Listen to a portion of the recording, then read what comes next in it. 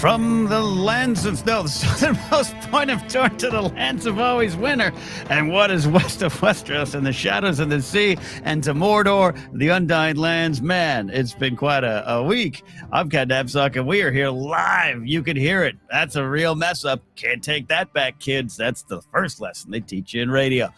We are live here to look back at House of the Dragon Season 1. We did this last week with Rings of Power, and we did it. We had so much fun doing it. We're going to have to do it again because we didn't get to a lot of things here. We'll try to get to all the things we want to get to in this episode tonight. What we loved, what we liked, maybe questions we had, things we're looking forward to, favorite moments, all those kind of things. You guys are checking in live. People like Robert Meadows and Brandon Bell are here in chat. We'll take your questions all through the show. Yeah, super chats are an option, and they're appreciated. And it does help us see the questions a lot easier if there's a lot of comments coming in, but not necessary to get your questions in. Just want to make that clear. Hey, if you want to subscribe and do all that fun YouTube stuff, hey guys, subscribe, ring the bell, because content is not done here at Casterly Talk, both on the podcast side and here on YouTube, as we look back at Rings of Power, House of the Dragon, look ahead, the Game of Thrones rewatch, and we also, I'm going to confirm it here right now, at least this channel, we will be breaking down and covering Willow coming out on Disney Plus, because hey, it's kind of the same thing. There's dragons, swords, heroes, villains. We'll talk about it. All right, to do this show today, as I said, I'm not alone. We've got Alden Diaz, we've got Nikki Kumar, we've got Low Row Nose, Lauren Romo of the Galactic Podcast returning to the show. Friends, welcome to the program. We're live. Nikki, are you ready to dance? Nope. I've got to press the button. See, we're so. I should have had dinner. It's 6 o'clock on the West Coast. I should have had dinner before I did the show. Get the juices going. Nikki, we're live. Are you ready? I am all set. Been waiting for this very episode since 2014. This particular one? Yes. And Vincent said, you saw the thumbnail up. That actually, you keep the thumbnail up, kids. Let me teach you some broadcasting tips. Don't just show your face right away. Get a lead in. If I could, I'd fade it in and out. Stubby One Kenobi's here and just says Napzok. That is my name. That's correct. Oscar Film Forecast is here. Our live in chat both here in Force Center. Again, don't know Oscar Film Forecast's real name. I just assume it is someone named Oscar Film Forecast, and they are my favorite. Stacker, I'm excited. I've seen all Middle Earth films as of yesterday. Oh, we're gonna be looking at those Middle Earth films. Lauren, welcome back to the show too. Galactic Broadcast is the Galactic Podcast and the Geek Broadcast. I always forget your two wonderful shows where we break down pop culture and Star Wars. Welcome back to the show. How are you doing? I'm doing good. 7 blessings to everybody. Yeah, what a finale. We got a lot to talk about. What a finale. The series overall. Yeah. Good stuff. Good stuff, kids. What a finale. What a season. Alden Diaz, I'm trying to think of the Game of Thrones, House of the Dragon. I guess you are my Daemon to my Viserys, but that also kind of makes you a villain at times. I don't know. Yeah, I don't know. I am the Daemon to your Viserys, and that is a slight tease for something people will be able to watch soon. You and I recently did some work with our friend Mark Ellis over at Rotten Tomatoes. It's not out yet. I don't want to spoil anything, but that does come up. It does come up. What we made. Yeah, we will be appearing, we can say, on Rotten Tomatoes Binge Battle, produced by Christian Rubalcaba of The Wangers and hosted by Mark Ellis over at Rotten Tomatoes. And Christian reached out and said, hey, who do you want to fight over Game of Thrones, House of Dragon? I went, well, Alden Diaz, master apprentice. It's time to duel. I will say, as you said so eloquently up top, Ken, super chats, not needed at all, but encouraged. We appreciate them. But I do want to add, I will be taxing any Green supporters. You have to pay double. You have to pay double after what's transpired this season. We are a partner channel, so super chats and super thanks and super stickers and all those super things are available, and we do appreciate them, and does help keep the show going. Nikki eats. If you get a super chat in, Nikki eats tonight. True. It's our old radio show contest. He's not coming down off that billboard until he gets food money. All right, let's dive into this here. We're going to look at some overall thoughts at season 1, and I want to include in this part of the discussion the idea my friends here, of take yourself back to before this show came out. Maybe you can go back as when it was first announced or when it was first rumored. Maybe even set leak photos that you accidentally stumbled on while Google searching, which has happened before to me, even though I hate set leaks. And up to even prior to episode 1, that might set the tone for the conversation about what actually you took out of the season. What were you feeling going in? Lauren, I do want to start with you. About what you thought going in and what you thought about season 1 in an overall aspect. Yeah, going in, obviously not being a huge book reader, as we have discussed here before. I mean, I was wide open to anything, especially when it came to the name of the show, House of the Dragons. I mean, you knew it was going to be Targaryen heavy. You knew it was going to involve a lot of dragons, which this show is not disappointing on any of that. So my hype level was up there. And then once that first episode hit, I was in. I was like, we're back in Westeros. Like, this is what I loved about Game of Thrones, and this is what they are continuing to do and did throughout season 1, is that political intrigue, the backstabbing, the conversations in the hallways and whatnot on on bridges. Conversations that happen everywhere, and they're very important. And just the overall events of what it led to in the finale was good. As the non-book reader, I was surprised. I didn't know what was going to happen, and now I'm like, I need season 2 already. So the tone was set early, and they delivered for me. For sure. Love hearing that. And we are a channel that represents all kind of levels of interest and fandoms when it comes to things like this, including Lord of the Rings. Fire and Blood was not read by everyone, even less than the other books. I always said it was my favorite reading experience, and I loved it. But it had been like a couple years since I touched it, so I'm still sometimes surprised at things, which is a fun experience. There. Yeah. Right. And then what's funny too is that as a non-book reader, I think, for me anyway, I enjoy it because I am more just surprised, even as a book reader. And I know maybe you guys can touch on that. Like, did you see where they were going to end this series? Like, where was it? Season 1? Did you expect that? Did you expect it to go a little bit, different way? I'd be curious to hear your guys' thoughts on that. I'll start really quickly because I think it kind of ended where I might have thought, but what was weird, and I think Alden, you touched upon this too.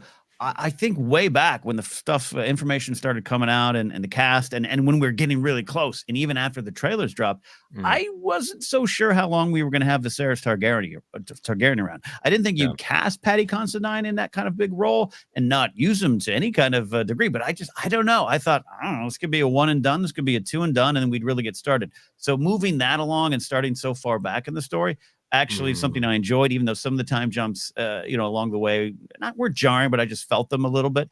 And it ended kind of where that it made sense for me. Nikki, I don't know if you have any thoughts on that before, as we transition into your overall thoughts. Yeah, I think I felt pretty early on I would have ended season 1 after Storm's End, because I feel like you have to start the war before the season ends. But then as we watched it progress and as the pacing was sort of going along, I was like, I don't know if we're gonna make it to Storm's End. So like that was my initial feeling. Then I pulled back, and then they ultimately pulled it off. To I think a really good degree. So yeah, definitely not disappointed. And then for as far as sort of the expectations coming into the show, I'll take the book reader path now. And I alluded to 2014 because I read The Princess and the Queen short story when it was published in 2014 in the Dangerous Women anthology short story book. And I remember reading it on a flight, and it's only about like 100 pages, but it was the entire Game of Thrones experience condensed into 100 pages. You read about somebody, you're like, oh, I love this guy, and 2 pages later they're dead.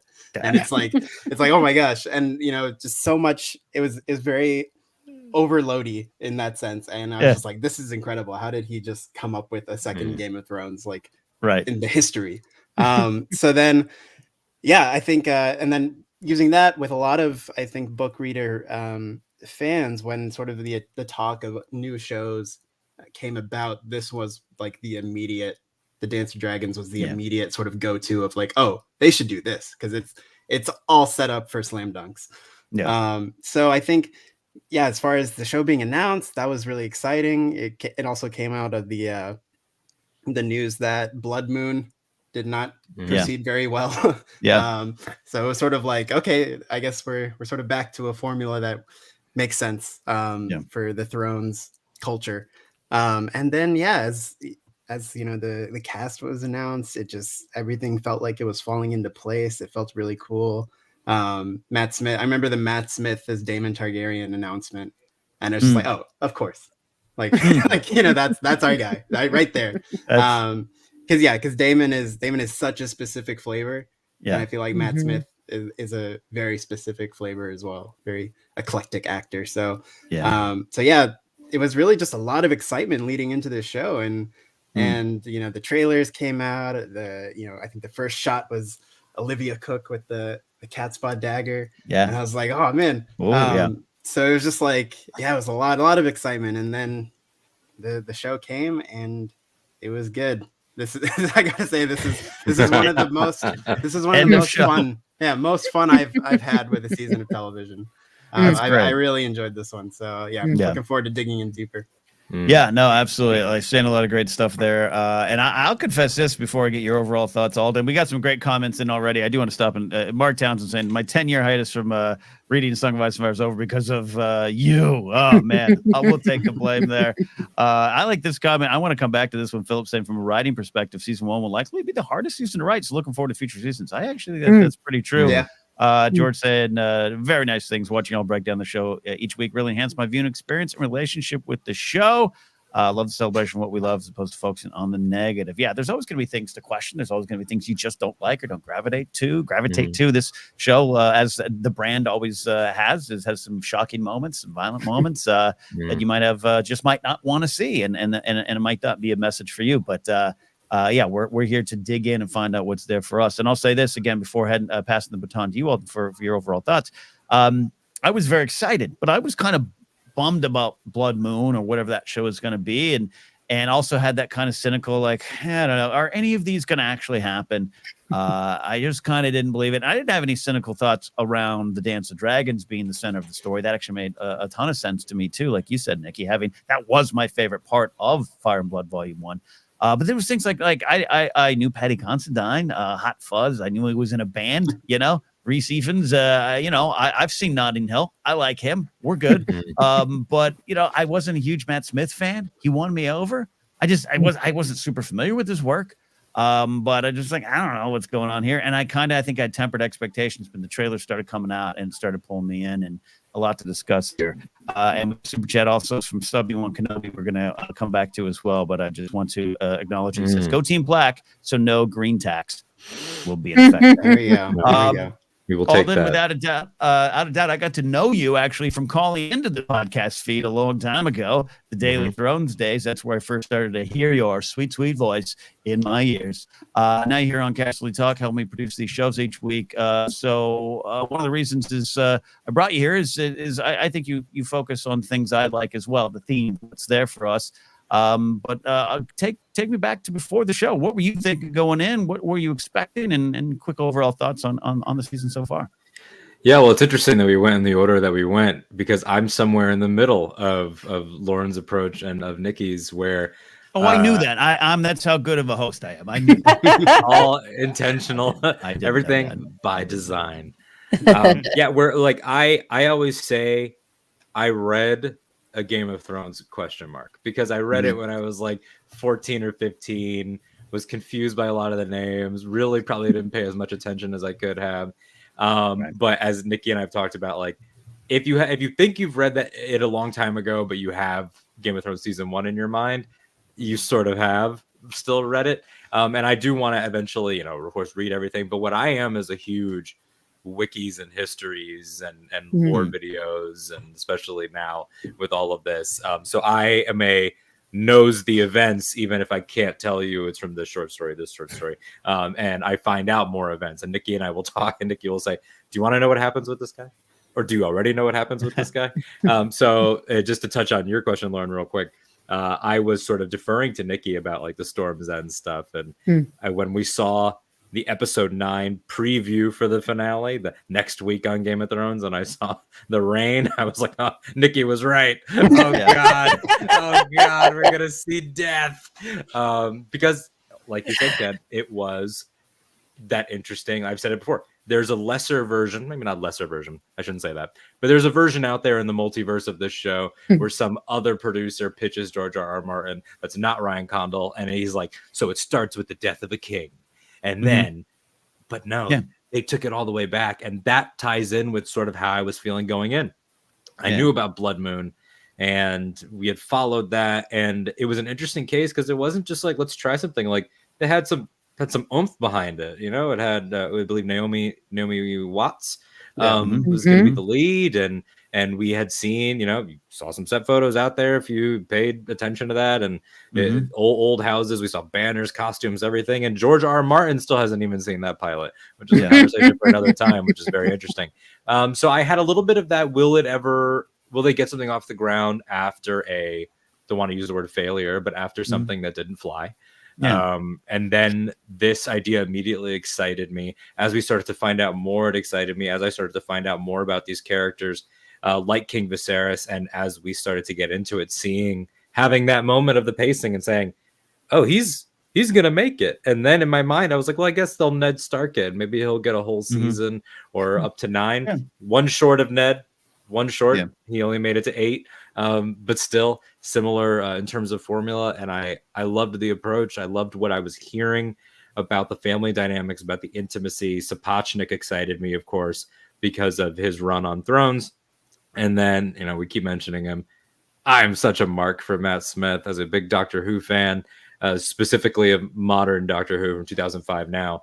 The Smith era was always my favorite. And so to see him get another iconic character, because sometimes actors don't want to do that.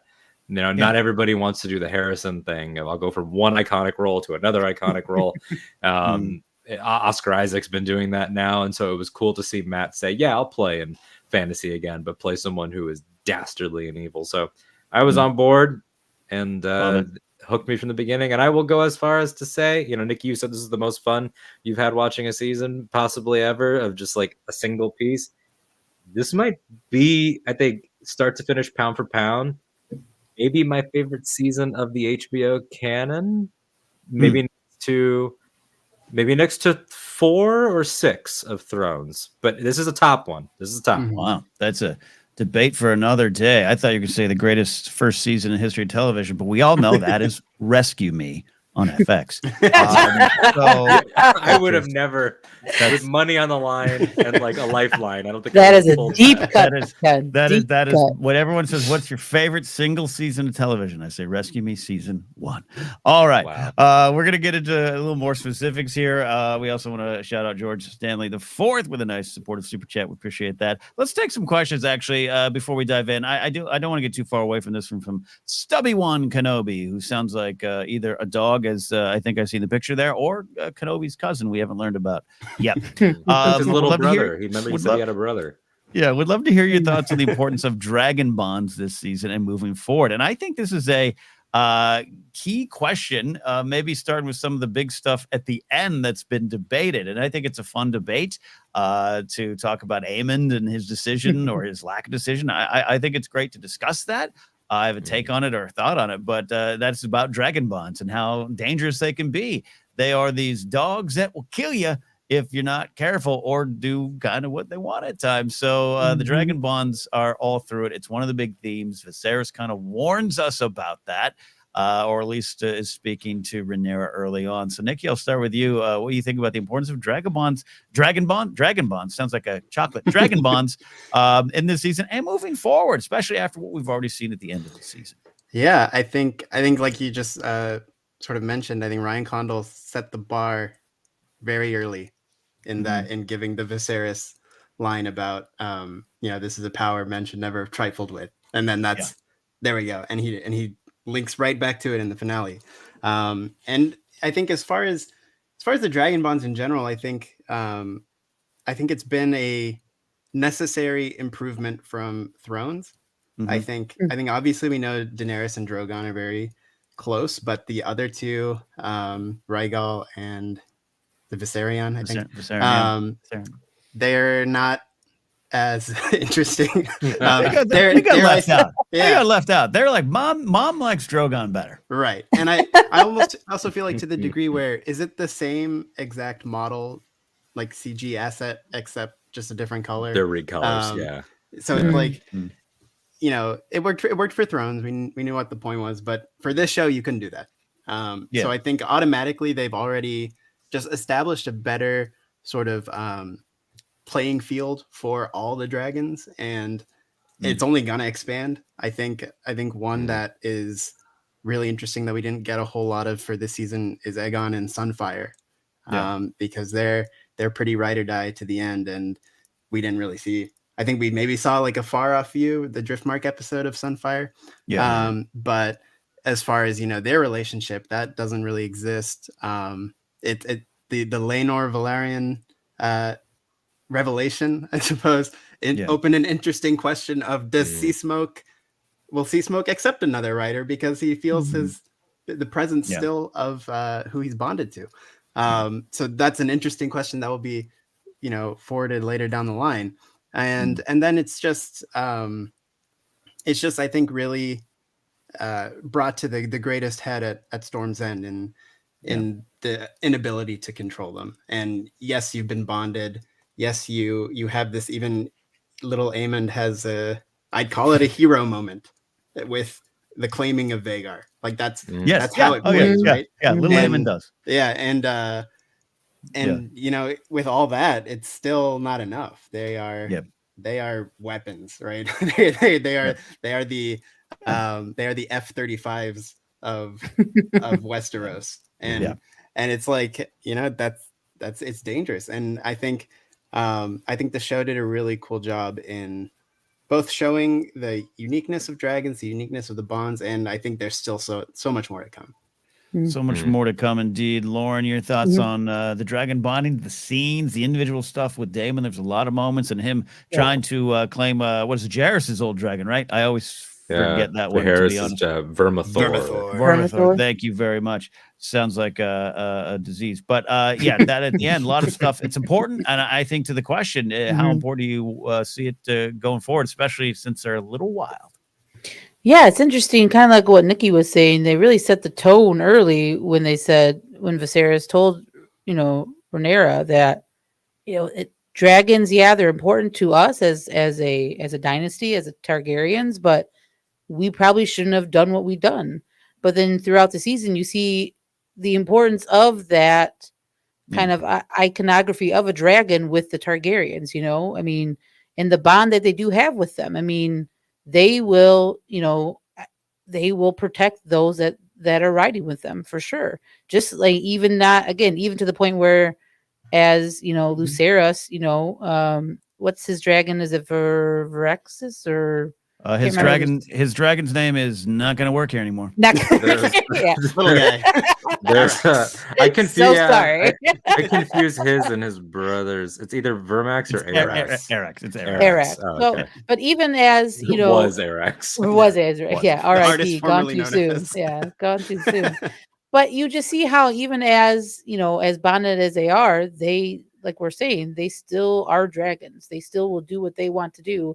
But even protect their rider, but protect themselves, because obviously it went after Vhagar, not, you know, unprovoked, not wanting, you know, Lucerys didn't want him to do that, but it did it. So, you know, and then just the idea that, you know, you can take somebody else's dragon too. Like we said, little Aegon takes Vhagar from the daughter of whatever is, I can't remember their names. I'm terrible with names, Game of Thrones guys. So, but regardless, it is interesting. There's a lot of names, but regardless, it's interesting to see that you can do that and they can still accept you. So like the bond between, you know, a Targaryen and a dragon, as iconic and as I think like in Game of Thrones with Dany, as important as it was, you know, they still are these animals that they can't control. They never could. And that theme, just like Nikki was talking about, of, you know, Viserys telling Rhaenyra that maybe we shouldn't have done this. You know, it's just, we are not the gods that we think we are. We are only gods to the people because we have these animals that we, for some reason, they will listen to us. Like that's it. Like that's how we control them. So, but it's interesting to see how it plays out moving forward, though, in this dance of dragons. Like, do they switch sides? You know, like, I mean, can dragons do that? Like, it'd just be interesting to see what happens moving forward for sure. I would like a traitor dragon. Yeah, as Doc Skurlock, as Doc Skurlock said to Billy the Kid, "You are not a god. We'll pull the trigger and find out." Love that stuff there, Alden. Bringing you on this one too, and this great question to start us off because it's something that was a driving force throughout the season. This is the House of the Dragon. This is the Targaryens. We know we're gonna get this. We were all just waiting to get one of 17 dragons they promised or something like that. Yeah, so 17 in the background, but we saw them all here, and it's a big thing. And I personally thought, again, the moments with Daemon in particular, where the importance of it, the danger of it, it jumps out. And old little Aemon, as Nikki said with a little apostrophe there, little Aemon, that was a hero moment, especially because he'd been picked on. And, there's a lot of debate about, did they do some of the things to make the Green sympathetic or Aemon sympathetic? I don't think it's that simple. I don't think that's what they're doing. I think it's to round all of this out. So even though that was a moment, this is what happens at the end. But Alden, get in here about your dragon thoughts. Yeah, the dragons, connecting Daemon to Aemon, and who obviously they have a little bit of a rivalry brewing. There's bemused by him at this point. Obviously, they will probably clash later on. But the entire idea of the reflections of the personalities is very interesting to me.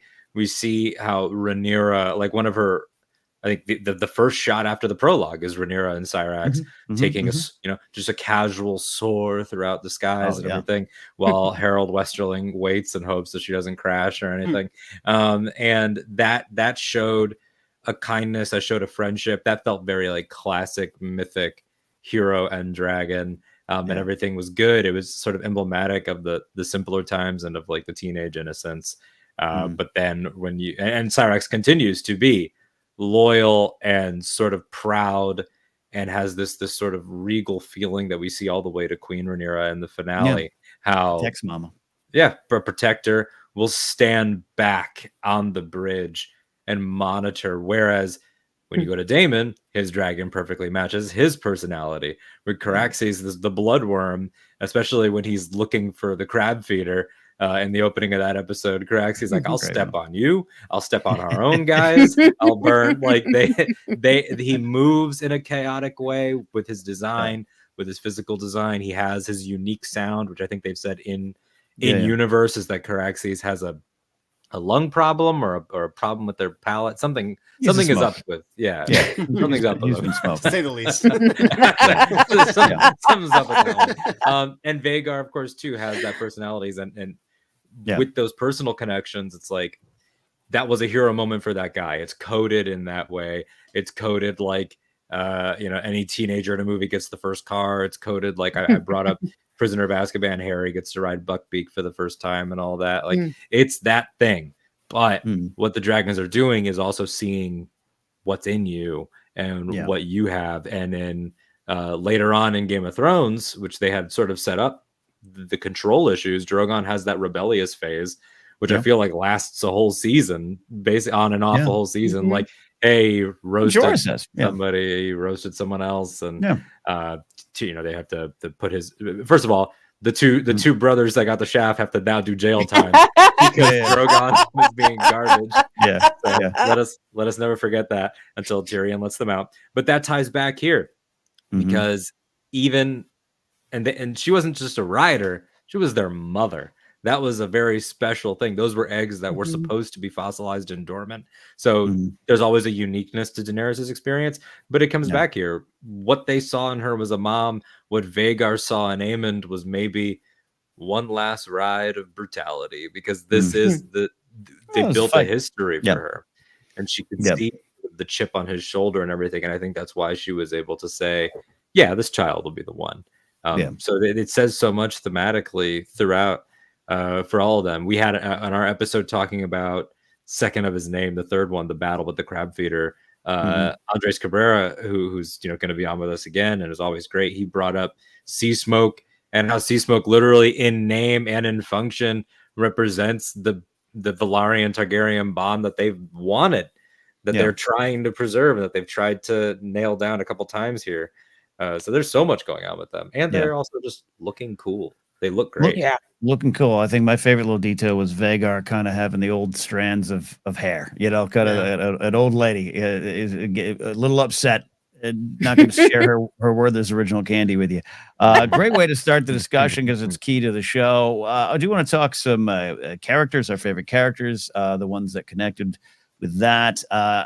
Question here from Gordon Post about better first season HOD or GOT. Yeah, normally we don't like the competition type of thing here, but I think it's a fair question because I did think about that a lot. GOT had the benefit of no expectations, so there was definitely expectations from the book readers, but it was kind of like, what is this? That's how I found the show. What is this? Lord of the Rings on my TV. All right, let me figure this out. Had a tremendously lower budget, had the failed pilot, and so therefore I think I have a special place in my heart for that season. And it's a damn good season of television and writing and everything. It's right up there with Rescue Me. Okay. It's like Rescue Me, Get a Life from Fox, but get Chris Elliott and then GOT for me.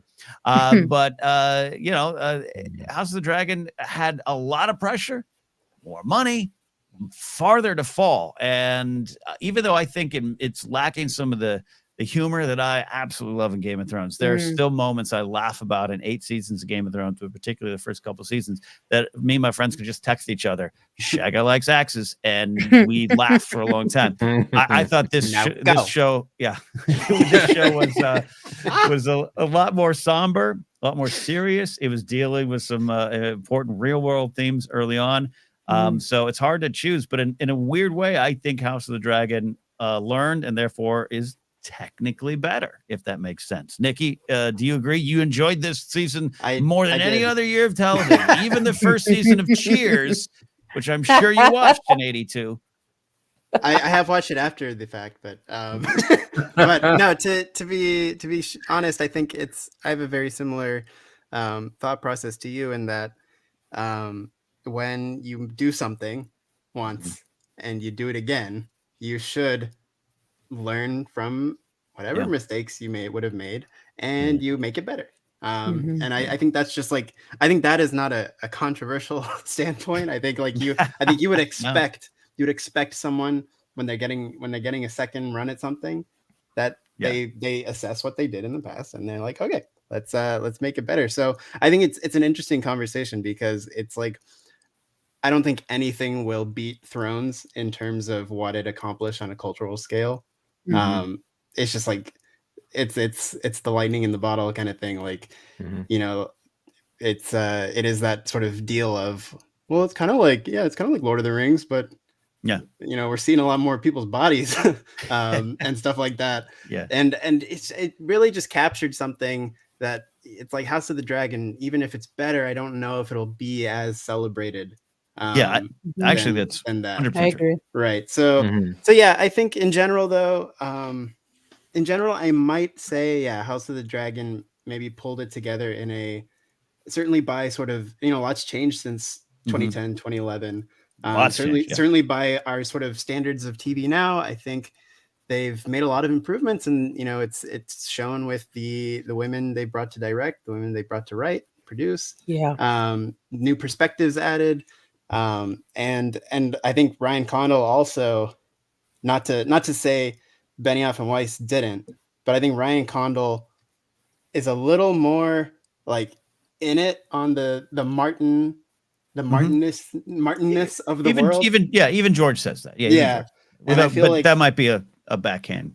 So I feel like he might be able to deal with some nuances better than perhaps the Thrones crew did. I think it's sort of obvious that they were like, when it comes to someone like Bran, they were like, we're not so sure how to handle all this wizardry type thing. We'll leave him out for season 5, right? And so I feel like Condal is maybe has less of that in his mind, and I think he would engage pretty closely to what George R. R. Martin intended with a lot of stuff. So I think for the sake of the planting a flag on the argument, I'll go with House of the Dragon.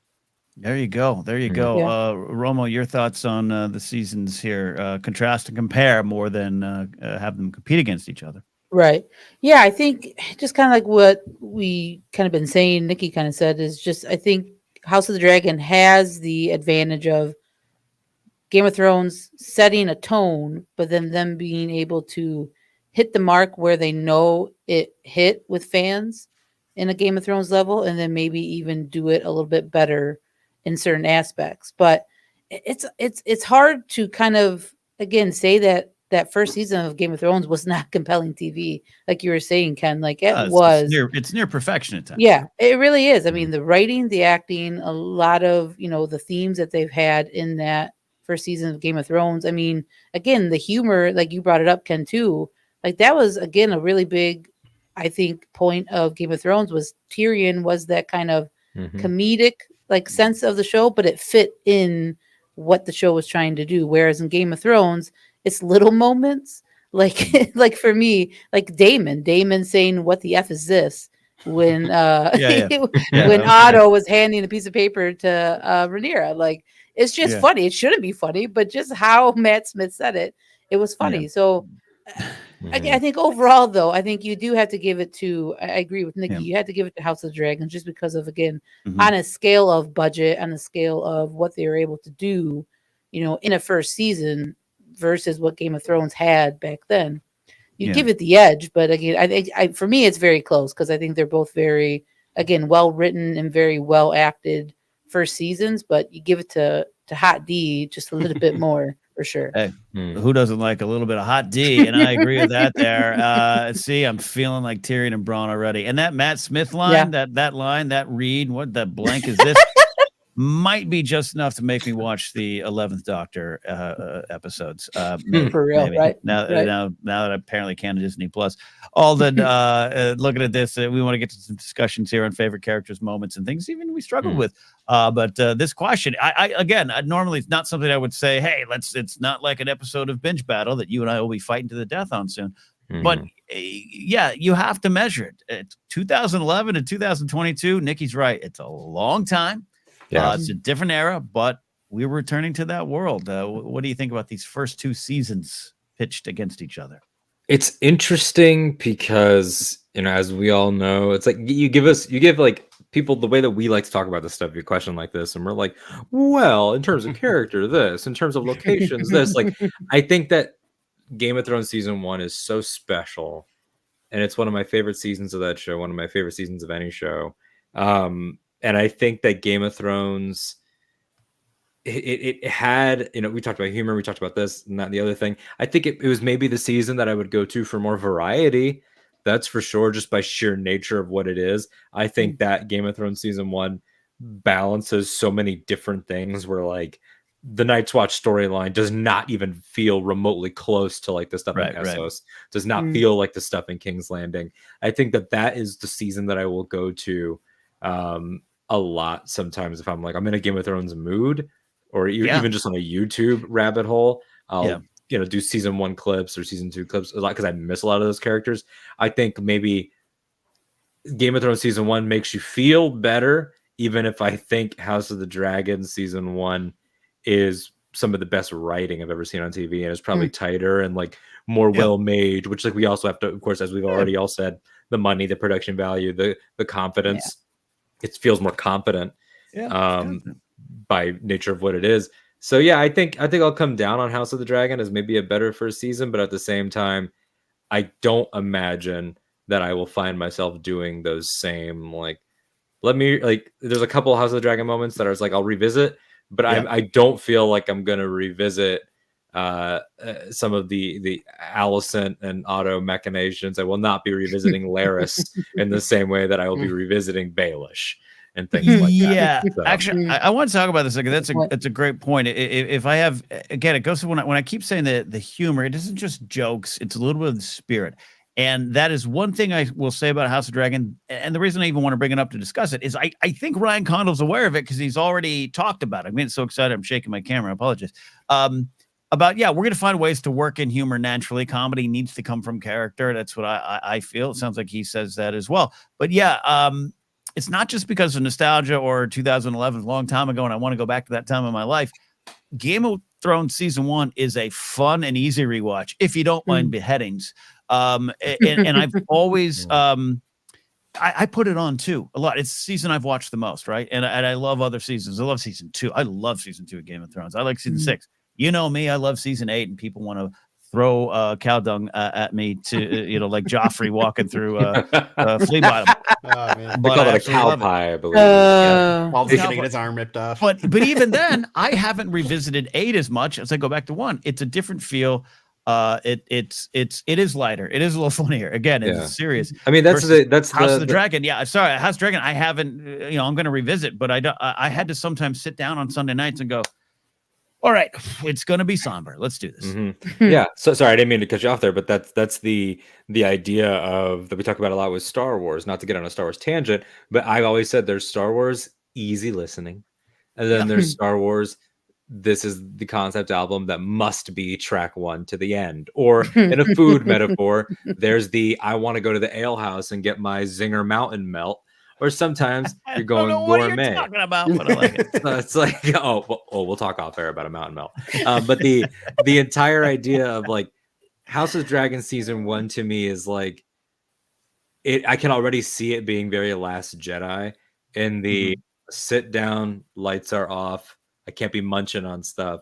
This is really soulful and somber, and and it requires a lot. Like Alison Hightower is not the kind of like I'm eating popcorn watching her struggle with her life and her. Not like that. Whereas like the Robert Baratheon yelling about a breastplate stretcher.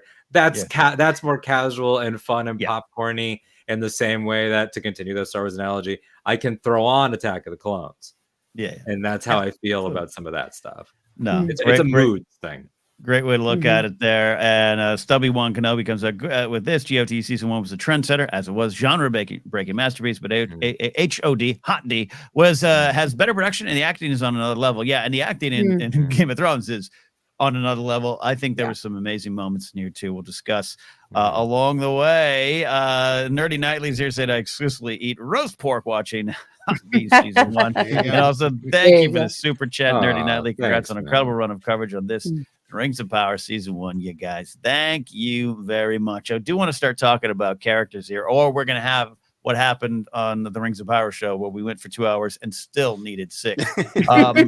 So moving along a little quicker as we can here. I do want to read a part of a text from Rachel Cushing Levine. She was supposed to be here tonight. She feeling a little ill, and so it's always best to take care of yourself. But she said, tell everyone I raise a glass to Emma Darcy as the MVP of the show, with Millie Alcock also killing it. Rhaenyra across the episodes, but especially in the finale, was everything I hoped the character would be: proud, stubborn, curious, smart, loving, and dedicated. Absolutely stellar all the way through. So I wanted to put Rachel's thoughts out there as we talk about characters, ones that we gravitated to, ones that we were rooting for, ones that we were learning from, ones we were rooting against, or the ones we wanted to have them put their socks back on so Laris would leave the room. A lot of things going on. But Romo, we'll start with you, my Detroit Tiger loving friend. What do you think of characters that jumped out to you this season? Oh, man. I mean, I've always been Team Rhaenyra from the beginning. I think, Millie really set a good tone for that character straight from, the first episode. And then Emma took it and ran with it in these, the last back half of the season. So for me, Rhaenyra was probably my, I want to know what she's doing, what she's thinking. Like, she was a character that I was really kind of focused on. I think after her, definitely Daemon. Again, Daemon to me was such a Jaime Lannister-esque character. I've said it before, and he is that character that you love to hate, and you root for him at times, but then you look at him and like, dude, what are you doing? Like, just get your crap together, man. Like focus up. Like, what are you doing? So, but again, Matt Smith's performance, I mean, we've mentioned it before, was so good. I mean, just in those scenes, like, he just ate it up every scene that he was in with that character, whether he was playing like a softer side of Daemon or playing that like in the finale, ready to go. Like, let's put heads on a spike by the full moon. Like, let's get to it. Like, he was playing that character so well. And he can we say Matt Smith can sing too? Like, I wouldn't mind him singing a lullaby. Like, to me, I'll take that. I'll take it, Matt Smith. Yeah. So like those characters, I think were kind of like on my definitely focused more on. And then obviously, Patty with Viserys, like, give that guy an Emmy for those last like couple episodes he was in, especially that last episode. Like, absolutely, like, just nailed that character. Like, he brought that character of just wanting to be the good guy. Like, he just wanted to keep the family together, and he wanted to do his duty that he told Rhaenyra, like, you have to unite the kingdom. That's all he wanted. And that's what was it his father before him? Was it Jacaerys the king? That his uncle, or I can't remember. Yeah, Okay. Jacaerys is his grandfather. So like, he just understood, like, that's the way it's supposed to be. We were supposed to unite this kingdom. So his trial and tribulation of trying to do that through the season 1, it was it's heartbreaking at times, and it was very like, God, he is so right so many times, but then he is so wrong too. I mean, yeah, his brother is who he is, but at the same time, like, he knew, like, he had his back for sure. Like, Daemon had Viserys' back every time, every step of the way. So, like, again, Patty was so good. I mean, you could go on and on for sure, but again, Alicent Hightower, to me, I hated her after like the second episode, or was it the second or third episode, that when she became, the queen with Viserys, like. And just how it went down. And again, not reading the books, I didn't see it coming. I didn't know how sneaky it was. And you can't really blame it all on her. It was her father really pushing her. But for her not to like step away from it and say, listen, I can't, this isn't what I should be doing. You have to put some blame on her as well. So like, her journey too was really interesting throughout the whole season. But yeah, I think those, like, the main characters really nailed it for me. Again, the acting was so good. And then we get these other characters, like Sir Kristen was great. And I know, right? You liked him in the beginning, but then the heck with him after a while. Very typical, Game of Thrones, House of Dragon situation. So yeah, overall, though, I think for me, Rhaenyra, Daemon were the two characters for me that I was just enthralled with them each episode, what they were doing, what was going on with them, for sure. Love it there. Yeah, a lot of choices, a lot of things. For me, Viserys remains kind of this heart of this first season, even though I do really think it's about Rhaenyra and Alicent and everything else revolving around how they deal with this world. I'm a big fan of women. We'll get to that for sure. The politics of this show, which were very prevalent and very clear, no matter whether people want to engage with that or not. I already banned someone from our channel today for yelling at me for talking about real world politics with this show. What do you think this season was about? It was literally ripped from headlines over the last couple of years. But Nikki, bringing you in on this too, what one or two characters that jumped out to you as well this first season? Absolutely. I think to stay true to my Twitter brand and also tease the future, I gotta say Lord Cregan Stark. He was great. I loved him all the way through. Yeah, the name drop. Yeah.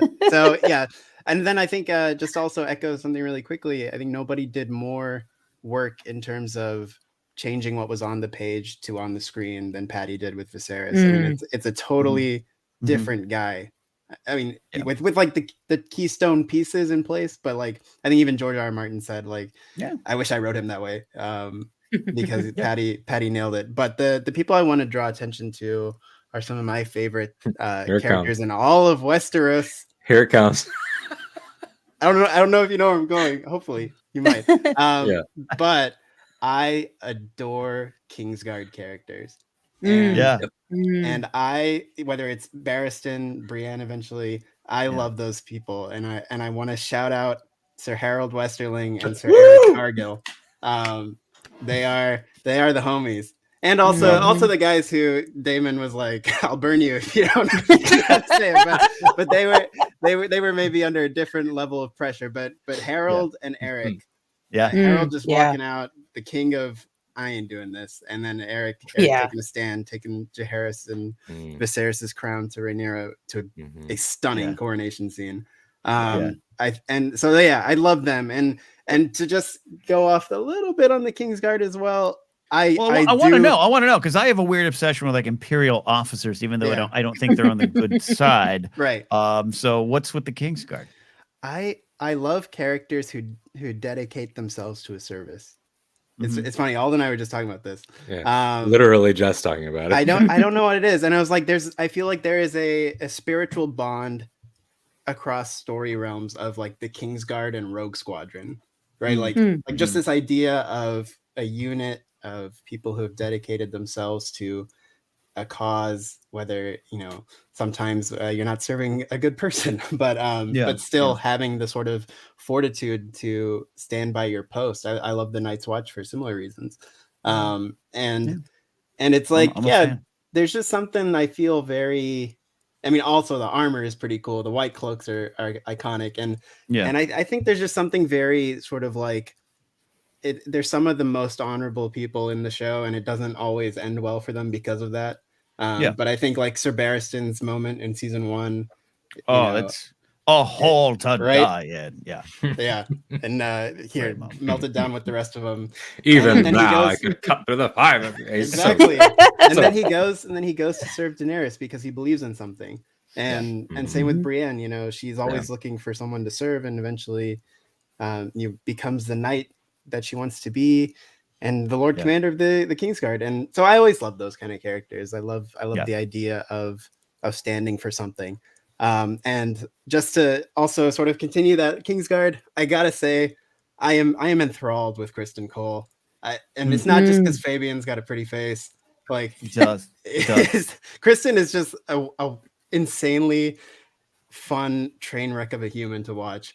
And it's just so cool. It's so cool to watch him do the reverse Jamie of like start kind of cool, and then just be like, oh, what are you doing, man? What are you doing? No.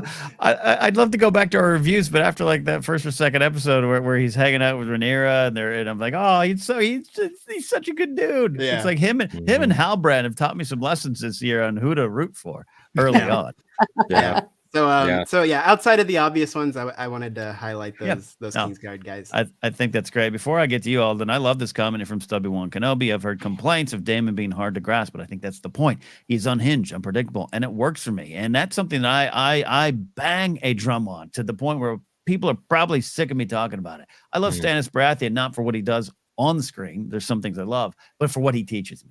And just a great performer behind the role. Particularly this brand, this franchise, this IP, whatever you want to say, whatever corporate term you want to use to describe A Song of Ice and Fire and the world George R. Martin created. You're not supposed to root for everyone, or you're not supposed to get everything they do. And it does not all make sense. And that is sometimes the point. I keep saying Prince Daemon Targaryen is what the audience they want to reach. They want to reach these toxic males and figure out, hey, what do you think about this world? Want to make some better choices. You're good on this side. You're bad here. Why do you do that? What drives you here? And you can't finish, fucker. So what do you do about it? Like, what are you going to do? What's in your head? I think he was a fascinating character. And Alden, I know he's one of your favorites. Yeah. That's the thing is that I knew as we were going around, I could easily spend hours talking about Daemon Targaryen, my analysis of how much I love the character, and I will continue to do so. But I want to use this opportunity to talk about people that are maybe less talked about. I love that you brought up Kingsguard, Nikki, and we had just had that conversation about characters that they adhere to ideas. Sometimes the king is great. Sometimes they're terrible. Sometimes the Lord Commander of the Night's Watch is great. Sometimes they're terrible. But you adhere to our ideas. And I think there's a couple of those characters that even if they haven't sworn an oath, they stuck to their principles to the end.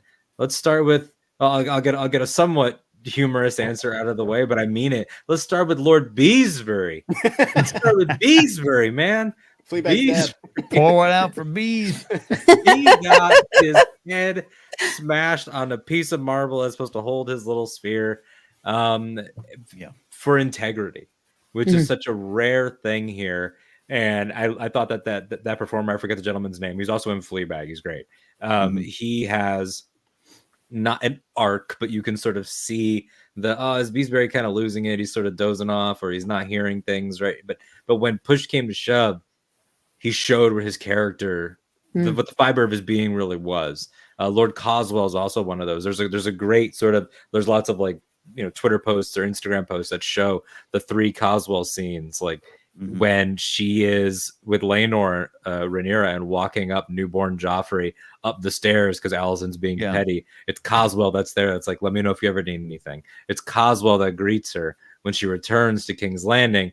and it's Coswell who perhaps could have handled it better, but hangs out of that loyalty. So he could have got out of town much better. Not like this. Yeah, he could have maybe play it cool, dude. Play it cool. Wait a day, Coswell, and Send then someone just else. say I have to go home. Don't run immediately. Yeah, that's the whole thing. But characters like that, and then I think the two sort of like the apotheosis of the we act on principle is everyone's favorite married couple, Corlys Velaryon and Rhaenys. Yes. I love them so much. Were amazing, and particularly Rhaenys, who I think is the entire season. Eve Best beautifully portrayed this trying to figure out ideologically where to throw her weight behind. Like, what is she going to do? She tests people, but she's also reserved. She doesn't raise her voice, but she's calculated, but not necessarily sinister.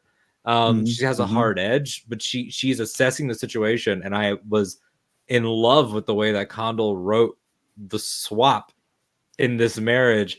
In the end, where the whole time Corlys, going all the way back to the Great Council, has a chip on his shoulder that he claims is on her behalf, but it's really on his own. He would have been king consort had that gone through. That has never escaped them. And they fight about it, and they fight about it, and they fight about it, about how he needs to move on, and she's moved past it. Then he wakes up from his injuries, and he's like, babe, I'm finally ready to retire. You're right. And then she's like, actually, no. Actually, now I hell you are ready. I need that Corlys fire back. Get up, grab a cane, let's go. She needs a general. And I thought that seeing the way that they were able to commit to ideas, because that's what separates blacks and greens, which is a bigger conversation. But when Corlys gets down there, one of the first things he says, obviously, he immediately assesses the tactics. He looks at the painted table and is like, you don't have enough. Shows his knowledge, but then what does he say? This Hightower treason cannot stand. They believe in things. Whereas what Otto Hightower, who is fascinating and is a beautifully drawn character, believes in himself and in status. In the game. In the game. Great stuff. Ronan Sohi, check it in. Masari Appreciation Club. I agree with that too. I really like the character Massaria. I think I expect the White Worm to factor a little bit more into some of the intrigue there in King's Landing. Great stuff there. A lot of great characters, a lot of great moments, a lot of performances. We could go on and on and on about some of the performances week to week. That's one of the things that I think continue to blow me away. Is truly, I do think, some of the best acting in the series that has some spectacular acting already. The bar was set high with Game of Thrones, all 8 seasons. And this season was no different there. One of the big things the season got to was what it was saying. Art, this might shock people, is communication. Art is a communication of ideas. We always focus on the themes, but this show, you touched upon it, Nikki, a little bit. Game of Thrones was developed in the late 2000s, the show. Shot, failed pilot, shot again. Came from a different time. Benioff and Weiss eventually do take a ton of heat, not necessarily much in the early day, but it's the crack started to show. Benioff and Weiss, I don't know them personally, but all around well-respected men in town, progressive men. But I don't think they adapted and changed with that show. And when it came to a lot of the big social issues or how tropes that they use, sexual assault as a trope, how they portrayed some of the female characters, and a lot of other issues. You can fill in the blanks. I felt the show did not adapt to society as it changed rapidly from 2011 to even 2014, 2015 and beyond. This show was developed under a lot of the changes already in place. So it had to do different things and it had to say different things. And I think this show, this season, really came out swinging with some very specific themes. The talk of the patriarchy, talk of how the society treats women. Without a doubt, the Greens being coded a little bit of people who want to make Westeros great again. And that's confirmed by Olivia Cook. That was not just something we're reading into it. It was there. Yeah. It's in the text. It dealt with things more directly than I think Game of Thrones did. And I think, therefore, I applaud it almost even more. Not that Game of Thrones wasn't dealing with things, but it was kind of the bigger overall power with the throne, losing yourself in pursuit of these kind of things. Alden, I'll start with you here. Go to Nikki, and I want to end with Lauren because Lauren, quite frankly, there are a lot of issues about women, the pregnancy, the roles, the marriage being overlooked. A lot of it was at play here. The patriarchy was being attacked. rightfully so. Alden, I'll start with you. What you think this show set out to accomplish? Did it? Big swings, all those kind of things. Let me know. Yeah, I mean, you alluded to it there. We joke like with the make Westeros great again stuff because we on the show are not starting a fight with the comments or fight with any other broadcasters or anything like that. But to comment on it as it's there, it makes me think of something. I don't know if you all remember, but the world was a little topsy-turvy back in 2016, and things hit. And I remember a lot of people saying, amongst many conversations, keep an eye on art, keep an eye on music, and keep an eye on visual mediums, like, because there's gonna be, will we see the days of punk again and stuff? Maybe not. I mean, that was very of its time, but Blink 182 came back, so yes. That's true. Blink is back. Blink is back. MCR reunion tour is still going on right now. And it's interesting to see sort of how it's infected a lot of the stuff. And I say infected like it's in a bad way. How it's been imbued, how it's permeated. There's a show called Andor going on right now. Some of our viewers probably crossover Star Wars fans, I would imagine.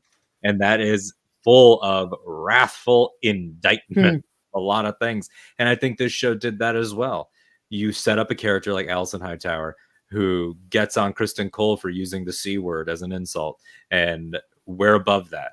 We're the side of decency. We're the side of righteousness. She walks away from that conversation and goes to her son wanking in a window. She knows that son is an assaulter and helps cover it up, pay off the victim. Provides what's the name of that potion? Moon something? Moon tea? Moon tea, yeah. Provides moon tea, which is the fantasy version of the morning after. I mean, that's a conversation that is happening right now. It's happening in the wake of Roe. That's happening in the wake of a lot of things. It's happening. The entire production was in the wake of Me Too.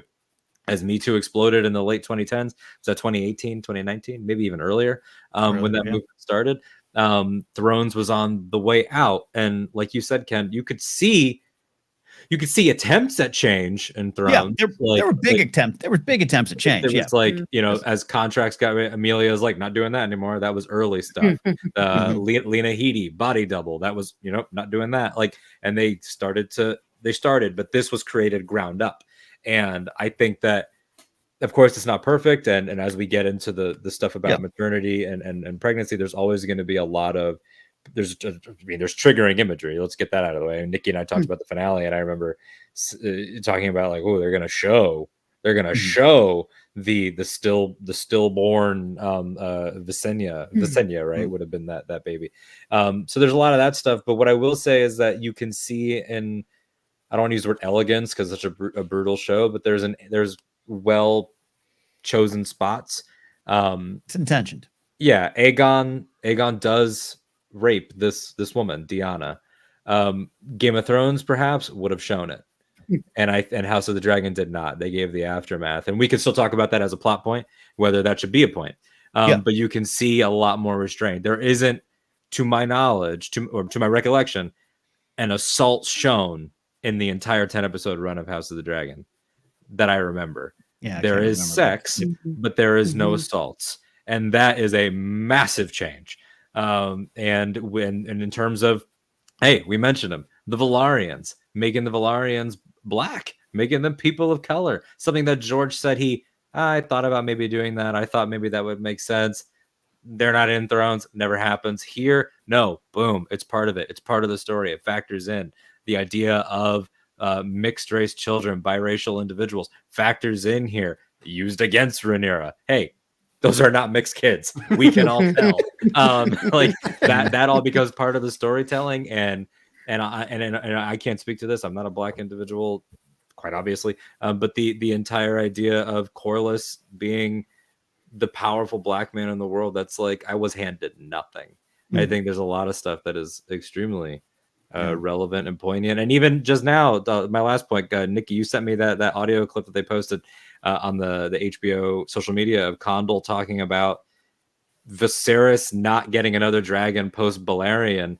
In their minds as writers is, well, he knows that he essentially had a WMD. He had nuclear power and is horrified by this now because of a post post the Black Dread world in the same way that we have post the A-bomb and things like that. So there's a lot going on. It's almost like stories, like you said, are saying things. It almost like, art is communicating things. But Nikki, heavy stuff. But I think it's you can't.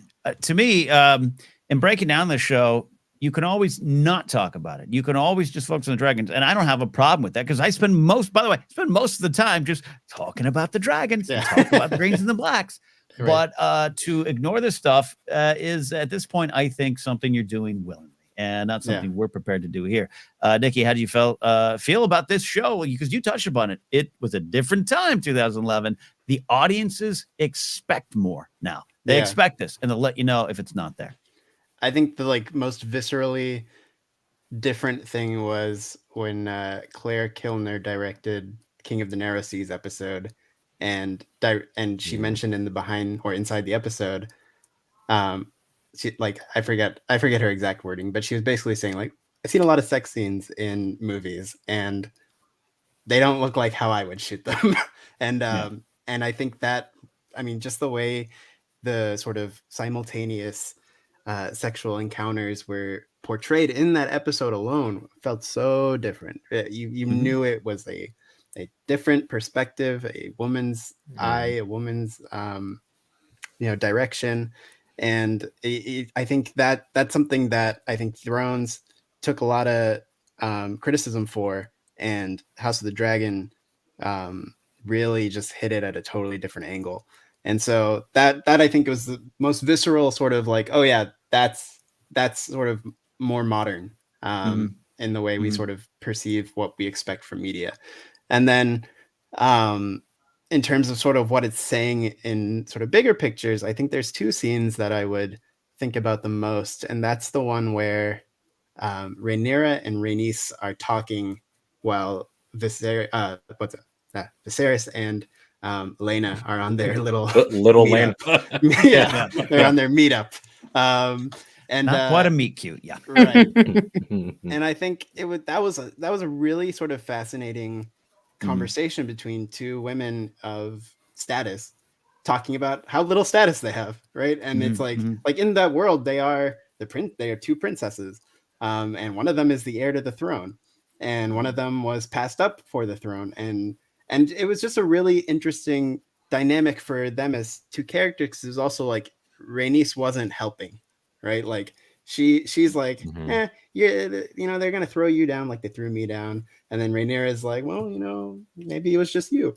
And I thought it was just a really I thought it was a really fascinating way to show their dynamic. And I think I wish I had the more direct quotes on hand, but I felt like that was a really sort of powerful scene to have in a throne setting. And then the other one being when Alicent goes to Rhaenys to try to get her on their side, and Rhaenys gives you're just trying to cut yourself a hole in the prison wall, right? Yeah. And it's like, what liberation are you actually fighting for? We're fighting for our rights as women, our place as women. You're just towing the line, thinking you're doing something. I thought that was really a really sort of powerful scene between the two. And then on great examples, I think, and then sort of a just brief touching on the birthing. I'll never know that experience firsthand, but something I did kind of appreciate was, in a lot of media, birthing is sort of sanitized. And it's like, I still look beautiful, and here's this beautiful 1-year-old baby that we have, right? Super clean, in a blanket, and it's like, what a beautiful thing. And I think something I kind of appreciated was how messy it was, and also obviously for story reasons, it's so dangerous. It's to this day still dangerous, which is why so many the attack on women's healthcare we see around the country is so sickening. And I think I do kind of appreciate that angle and how it does play a role, and the idea that this is their battlefield. This is their ugly task that is sort of thrown upon them.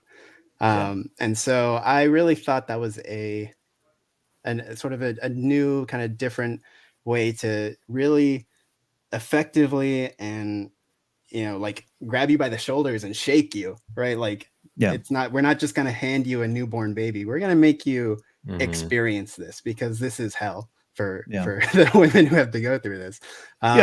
So yeah, I thought that was just a really sort of unique take on how they portray all the patriarchy stuff. Yeah. They went out. It was I keep repeating the line. It's not even subtext. It is the text of the show, which I've seen elsewhere on Twitter as well. People get it. Does not mean everything's going to be perfect. I think the writers' room, producer room, might have had 11 people, 6 women. I can't remember exact numbers. There's changes. There's always the steps forward, the next steps. We're never really at the end goal. But I think it wasn't just try. It was a clear intentioned season there. Big themes, but it kept within the world, because I think I'd love to hear more from Condell and Sapochnik when they sat down to put the show together and bring people in to do it. I think this was the story that was already there. Whether George was intending that or not, I think when you look at it, here's what's going on. And you got what I keep saying, Rhaenyra and Alicent looking at this world, looking at Aemma Arryn and going, this is a signpost for our road ahead. How do we deal with that? Do we like that? How do we get around that? Do we just head it on? Are you Alicent or are you Rhaenyra? I think those are some of the important questions. But Lauren, without a doubt, I think we value your perspective on it more, especially someone who was a fan of Game of Thrones, which did hit big issues and did touch upon things, and also was in another time. What do you think about this show and what it was trying to say? Yeah, I think you all have touched on it. I think really the big thing that I noticed with this show is showing that patriarchy of women in this world and how they are pinned against each other for whatever reason. They're used as tools, as pawns in a game, as Alicent says to Otto. Like, I finally realized, like, what you just used me as a piece to your overall, wanting to control the Westeros to make it, great again for however he deems and sees fits. And she was okay with that up until a point now. And now she realizes it, but she's still okay with it. Then you look at Rhaenyra, very carefree, I'm going to do my own thing. I don't care what the patriarchy says. I will be queen. My father says I'm queen. I am rightfully queen. And my father even, told me about the Song of Ice and Fire. And then that scene of her realizing that Daemon had never heard of it, was never told by Viserys. Like, I think that proved to her that she was legitimate in how Viserys knew that she would be the one to, to be the heir. Like, he chose right. She is the one. Daemon should have never been the heir, and that's why he trusted, Rhaenyra. But I think overall, though, too, I think it's just interesting how you look at Game of Thrones and, that a different time, and I think a different way of showing. I mean, Nikki, you touched on it, on those sex scenes, like very different in Game of Thrones, like, as we all know, just very different. But, to House of the Dragon's credit, they did get more perspectives. As we know, they had a lot of women directors, women writers in the room to get those kind of different views and perspective. And then especially on those birthing scenes, which were hard, even as a woman, I'm like, God, man, that is some very visually, like, hard to watch scenes, but they were kind of necessary for conversations like we're talking about. Like, this is what women go through. This is, again, health, as we're talking about, health rights, productive, rights for women. This is a hot issue, and I think them kind of bringing it up in a very, like, interesting way in the show to make it relevant was very, again, I thought it was well done. Again, it was hard to watch, but I think, again, necessary for the conversation to be moved forward, for sure. But I think overall they did. I think it was, these scenes with the women, and just, again, the overall kind of how Westeros treats them. It goes with, the themes of, how Game of Thrones was, Westeros as a whole, as this world, how they, see women. But again, you have these pockets of women, Rhaenyra, that want to change that. They want to change how this world views women as a whole.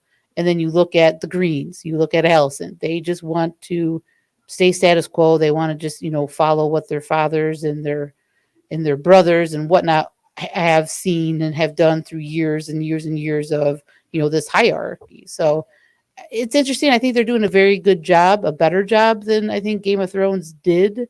But again, I think it has that advantage of, again, a lot of stuff happened kind of right at the end of Game of Thrones, like you were saying, Ken, and then, right at the beginning of obviously them producing the show. I think the writers were very smart and realized what was going on as a whole. And I think they made good changes, or at least not changes, but they made good decisions on how to do certain things and produce certain scenes. And you can tell, and it was appreciated for sure. I feel anyway, it was really well done. Yeah. You are not speaking for all of womankind, but right. for you, it seemed to work. It was noted, and you felt the difference. Is what I'm yeah. Oh, yeah, 100%. You did feel it. I think for sure. Yeah. Again, maybe there are still some things that maybe you wish they would, change a little bit, or again, like the choking scene with Daemon to Rhaenyra, again, a little bit heavy-handed, or a little bit just, again, rough to see at certain, for certain people. But again, as a character, if you just look at Daemon's character, as we talked about, One who he's murdered unhinged. his first wife. Right. Like, he is unhinged and very unpredictable. So, and I think you're touching on something there too, which is important for all these, especially in the Westeros expanded universe, as more shows are being developed and everything is like, and I think, and first of all, beautifully said on everything you just said about these issues, but like, uncomfortable to watch and totally in character can coexist. And like that, it's like you see it and it's like, oh my goodness, oh please don't do that. But then when you're doing critical analysis and you're thinking about the arcs, you're like, well, he did do all of these things, so I guess that also makes sense. I would like to note, just throwing it in there again, not a woman, but I remember telling Ken about this. My mom loves these shows, the Game of Thrones shows. Couldn't tell you anyone's name, but she's in it for the drama and in it for the family dynamics, and loves a bloodbath. She loved Dexter and stuff like that. And my mom was a labor and delivery nurse for 15 years, has seen it all in terms of birthing experiences, has seen the ones that go perfectly. She has also literally carried newborn to the morgue. Like she has seen everything. And I remember after the Emma Aaron birth scene, I was like, how do you feel about that? She goes, what do you mean? I said, well, there's a lot of explosive conversation right now about whether it should be there, whether it should not. How do you feel? And she was just like, honestly, if we didn't have some of the tools and methods that we've had, that's just accurate. She's like, she goes, and I've also witnessed families making the call.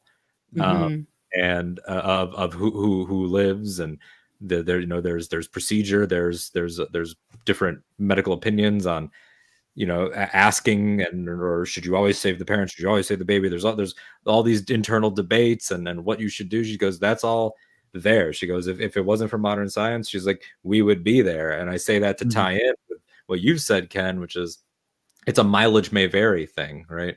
What I'm like, not everyone can watch a Tarantino movie.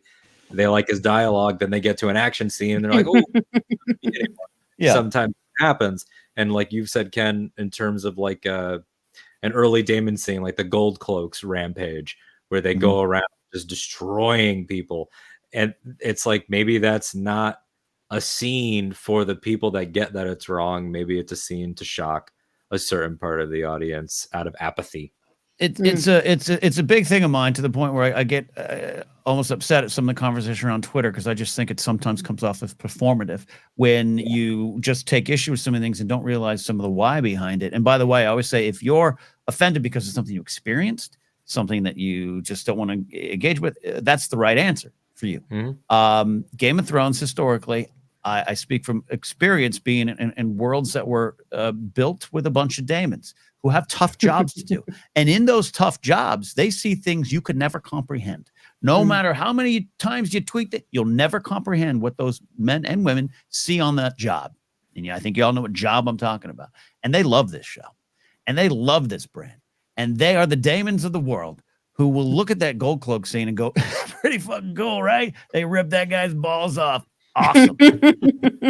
You're not going to shock them. You're not going to shock them. My friend, a cop for 17 years, sat on the top of the stairs talking to a guy for 4 hours to try to stop him from killing himself, and the guy shot his own head off with a shotgun in front of my friend. He loves Game of Thrones, and he's not going to be shocked by anything you show him because he lives with that nightmare every night. But I need him to learn some of the lessons because he is one of those. We fight all the time. He's a bit of a toxic alpha male dude. We fight all the time, he and I. He's not shocked by this. He's a Daemon. He needs to see that stuff. And maybe you don't need to see it. And maybe it's shocking. And maybe it was handled not perfect. But those folks are watching. And I hope they get it. And not everyone's going to get it. But I'm passionate about that. Because then I think there's a lot of people just go on that. I didn't need to see that. I don't care about you. I care about the people that needed to see it. And they need to get this message in the head because this is what this art is communicating. And you're all touching on things that I love.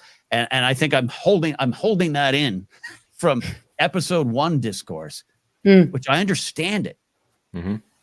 I understand it. Get your facts straight about who was writing the show and who was putting together the show and what the show was trying to say. Is people need to hear it. And maybe it isn't for you. And if, again, the right answer is if it upsets you because you experienced it. I just had a friend who lost a child in childbirth. They don't want to see episode 10 stuff, and they're right. But there's other people that need to stop and see what's going on. And I think that's what the biggest victory of House of Dragon season was for me.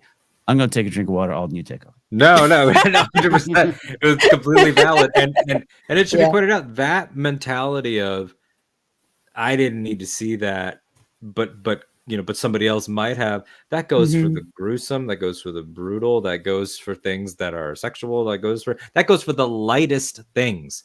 It's like we hear this sometimes in Star Wars, like especially recently. You have the Mandalorian, you have the Bad Batch, you have the sequel trilogy, et cetera, all doing found family, and sometimes hardcore in deep Star Wars fans roll their eyes a little bit at that. There was a little bit about that with Bad Batch. It's like, we got another gruff guy adopting a kid here. It's gonna be another found family story, whatever. And it's like, okay, for you it might be the third, fourth, fifth one. For someone else, it's gonna be the first one. For someone else, that's gonna be the one where they're like, oh, I get it. Maybe they didn't connect with Grogu because he's an alien puppet, but now the little girl, that'll be the one. And so there's always that idea in all of pop culture consumption of that'll be the one for somebody. We had comments in our Rings of Power discussion from Oscar Film Forecast, who was saying Rings of Power is my first Tolkien thing. I'm watching the Jackson trilogy now. So this might be, House of the Dragon might be the first time that somebody sees a fantasy sci-fi genre piece, whatever categorization you want to give it. The Golden Globes might call it a comedy. I don't know. That was a Get Out 2017 joke for those pulling at home. The entire idea of someone watching House of the Dragon for the first time and saying, oh, wow, I never considered that a woman's battlefield is that and would have been that in those times and still is the choices that they face alone. Because when a couple goes into the birthing room, the person in that couple not giving birth, you got to stand by and acknowledge that you are now the hand to hold. And that's a real thing that a lot of people face all the time. For generations, they weren't even there. They were in the waiting room smoking cigars. That's why we have which they even touch on with Laenor. Laenor's not there. Touch on Laenor, but that's why we as society need to be. There needs to be recalibration around what actually is going on. Well, even with Daemon, kind of like you were saying though, Ken, like he was plotting his war, plotting his retaliation while Rhaenyra was going through what she's going through. He wasn't there. He could hear screaming. He gave into fear. He gave into fear and trauma because he witnessed the Laena one from the doorway. Right. He was in the doorway when Laena was giving birth. And I think that instead of growing from that, he internalized it and cowered during the next birth. Viserys was at the tournament and only went when there was a problem. Yeah. So it is interesting, like those conversations that we're kind of having right now was like, did you need to see it? Do we need to see it? And for me, like like how I view this show, after I watch it, the next day I'll watch like people's reactions to it on YouTube. That's just what I do. I'm a big nerd. But this one was really interesting because of obviously a lot of the reactors I watch are male. So when they react to that birthing scene, it is very telling, like how they're like, oh, like way too much. I don't know, way too much. But some of them understood it though, like getting through their conversation. Like some of them understood, like, oh well, yeah, that's kind of what we, have to see to understand what that character is going through. It can't just be we hear the screaming. You have to see what the pain is about. And I think, again, they did a very good job on that. I think as hard as it is to watch, and again, as triggering as it might be for a lot of viewers, it still has to resonate, like you said, Ken, with certain viewers almost. I got I got a text from my old boss. He's a Game of Thrones fan, and we were talking, and he's like, "Oh, did you watch the finale?" I'm like, "Oh yeah, for sure." He's like, "Yeah." He's like, "That was pretty badass what Rhaenyra did with and the birthing scene." I'm like, "Well, that's an interesting take, but okay." Hardcore. It's a little hardcore, but right. Not wrong. I mean, to that point, my sister came over the day after, and we were having coffee, and my sister was like, I really liked that she got up and wanted to didn't want the Silent Sisters' help, and took care of that. And my sister has 4 kids. My sister almost lost my second nephew. He's doing well now, but she was like, that moment of I don't need nuns to help me. I get it right now. I thought it was so in character for her. It's just and the placement too. The Aemma one at the beginning, the Rhaenyra one middle of the season, Rhaenyra one at the end of the season, as sort of that 3-act thing. This is very interesting. Very interesting directing. I just on the whole overall sort of point, I think I once again in my life go to the fantastic John Batiste Grammys acceptance speech, where he said, to not exact words, but he said, art has a radar to find the person who needs it most then. And so that's why beautiful. I always feel like I always get really, really heated when I see discourse that I find disrespectful, because sometimes it's not about you, right? It's about who needed it. And I think every story deserves the sort of respect and acknowledgement of that point when you talk about it.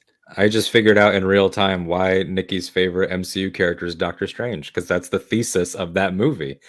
Ken, I don't know if you watched Doctor Strange or Lauren, but at the end of that, that's the whole lesson: is it's not about you. And I think the entire idea of being able to separate oneself and say you can grasp onto different things is powerful, and to acknowledge that it finds you. Yep. The other thing, I mean, the reason I go to Stannis is I and the prodigal son's brother, but for my situation, the prodigal daughter's brother, and Stannis resonates with me in the beginning. If I did everything you asked me, and I still don't get what I deserve, and I'm not even asking for that now, but now I might take it, and the frustration boils over, and you can lose yourself. And that's my story. But there's so many other stories in Game of Thrones House Dragon that aren't my story. And I think we want to engage on what it's telling all of us as best we can, while acknowledging what gets us on an individual basis. Before we get too deep into it, there's some great questions coming in. In the time we have remaining here, please, if you got a question out there, we appreciate the super chats that have come in. Let us know. Send in a question. This one going back to the very 623 into the show here. Jared saying, do you all think the idea of kinslaying will become a bigger deal in season 2?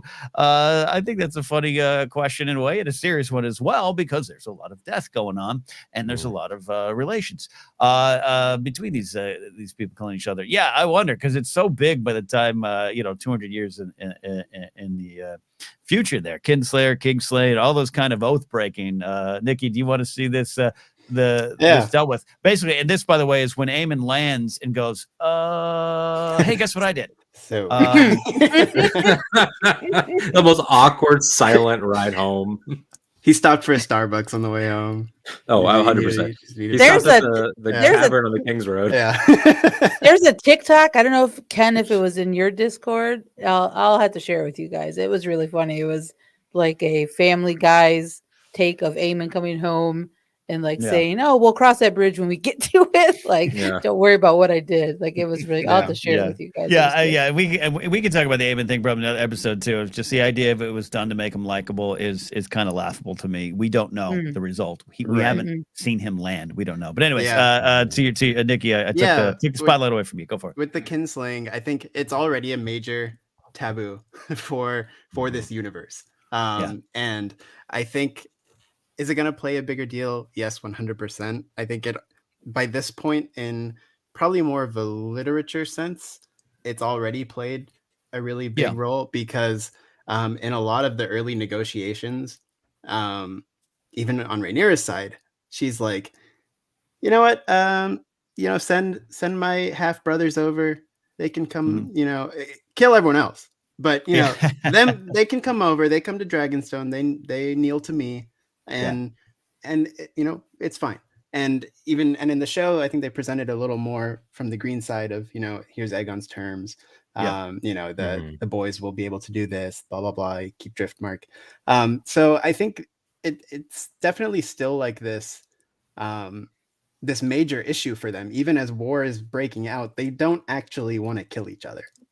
They don't want to kill the family.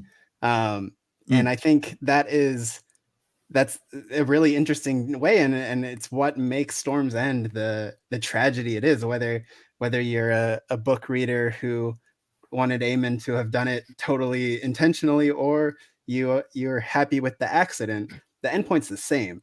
And the perception is going to be the same. Even as far as the intentionality goes, he still made that happen. He's not guiltless. It did not absolve him of blame.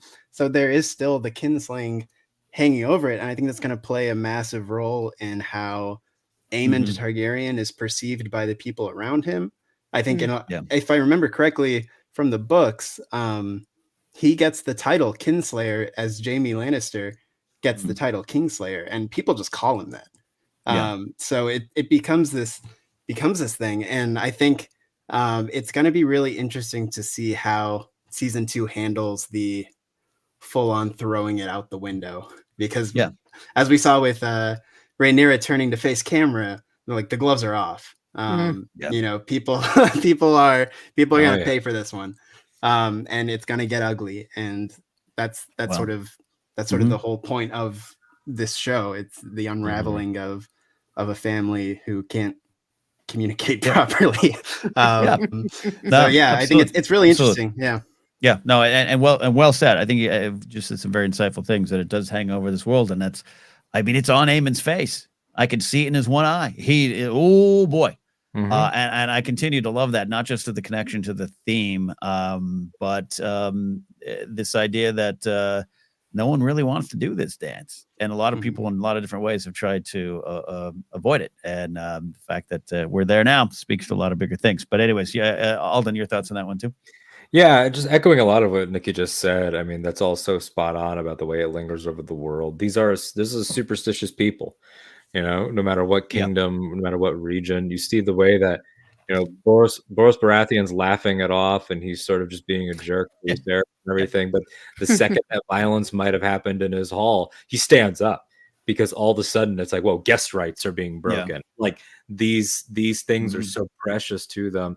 It's why something like the Red Wedding 200 or so years later seems impossible, because it's like we all universally agree upon these things. And it's people like Aemon, intentionally or otherwise, as people like Tywin Lannister 200 years later, that start breaking these conventions and changing the world with these little acts. And so I think that, not little acts, but with these individual acts. And so that, I think, is going to be an important theme going forward. And it was sort of there in, Emma Darcy, they narrated the Great Council, and what they could not have known is that the only thing that could bring down the House of the Dragon was itself. And I think that sort of has lingered over the entire thing. It's there as well. Lauren, your thoughts on that? Then we got a great question here from Stubby Wong Kenobi that we can get to.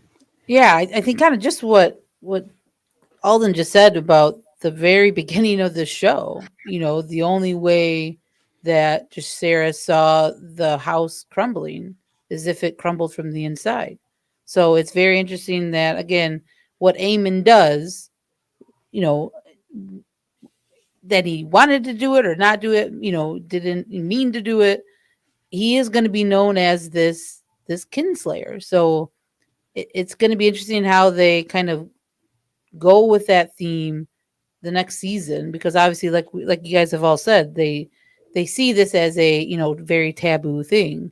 But now that the glove is off, it's kind of open season now, especially in Rhaenyra's eyes, as we saw, like Nikki said in that last shot.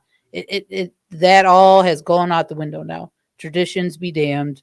You made that first blow, and it was against my son, your nephew. Yeah, and it's over now. Like that's going to be put to the wayside. So and the restraint is broken. Like you said, it's restraint is what swayed Rhaenys to join. It's what got her then to get Corlys to join the restraint of Rhaenyra. Now they are absolved of being the war starters. Why didn't you burn them? Daemon asks Rhaenys, because I'm not going to be the one that starts it. Now they have all acquired the license to kill. Yeah, and then even that last bit of hope of Alicent giving that little page, that page was like that last little, like, we can keep this together if you and I can talk. But now that is to the that's the irony too of that is that, like, take it back 6 years before Dritmark, she offered you that marriage proposal of her boys, or one of her, of just Jacaerys and Helena. Could have been a thing, and that would have prevented Driftmark. Would have prevented. I say if this particular Westeros society been a little bit more open, Alicent and Rhaenyra would have been married and the queens. That is 100% true. Yeah, they should have flown to Pentos when they had the chance. Had the chance. Doomslayer 420 checking in. I love the podcast. It's been a weekly companion all season long. We love hearing that. No, I really do. It's a lot of fun. We, like Nikki said, quoting, I forget who you quoted, but art finds its audience. Ooh, this podcast is finding its audience. We are not for everyone, because we're not sitting there just doing reaction videos going, dragons. We're trying to dig in a little deeper, and a little deeper is not always catch a lot of fish in the net here. So now I'm going fishing. Stubby One Kenobi has this good thought here, or any thoughts on rumors of bigger actors and actresses coming next season, i.e. Elizabeth Olsen and Henry Cavill? I haven't heard the Cavill one. Okay, cool. Yeah, I sorry, I didn't mean to cut you off. I was about to jump in and say, so in case anyone didn't know, and Nikki and I, we talked about those. Elizabeth Olsen, big fan of Game of Thrones, was asked on a red carpet recently. There's video of it, so it's not even like hearsay or secondhand. You can watch her have the conversation, where she reveals that she auditioned for Daenerys, which I did not know, which is amazing. They were like, "Oh, so what are these rumors of you being cast in House of the Dragon?" And she sort of plays it off and is like, "What are you talking? Are people saying that?" And she was like, "Yeah, someone with a blue check mark even said it." And she was like, "A blue checker? What? That's so weird, whatever." And they go, "Well, you did audition for Daenerys back for the original show." And she was like, "Yeah, I did do that. That is true. But this House of the Dragon, I don't know. So I couldn't tell if it was being cheeky or whatever, because she's kind of eccentric anyway. It would be interesting. You don't get a lot of the American actors that join. No. But I mean, Elizabeth Olsen's incredible. Over there. Yeah, she's incredible. So that could and that the rumor for her was Melisandre, right? I don't. Are you being serious, or are you just joking? Because I love Melisandre. No, I'd heard that, because that got me upset. You got Carice Van Houten sitting over there, and you're gonna bring Carice Van Houten in. I didn't know that was who she was rumored for. If that's true, am I gonna be upset about it? Like, no, because I love Elizabeth Olsen, but Carice Van Houten. The point is that she's using magic to look that way. So she's already a Scarlet Witch. Yeah, she's already another one. That's on the nose. It totally might have been just rumor. The one-track mind of the internet of Elizabeth Olsen, clearly going to be another redheaded witch. Like, but I don't know. I wouldn't be upset, because that's not the way I approach my fandom. But I would be confused that if you bring the character back and you got Carice Van Houten over there going, I'll do it, because she's already said that, like, when the rumors were out there. She shared that post on her Instagram and everything. And then the Cavill one is just one I hadn't heard. Yeah, that's not a rumor, I think, so much as that every single time it comes up for anything, people say Cavill. They want Cavill as young Robert in a Robert's Rebellion. They want Cavill as Aegon. They want Cavill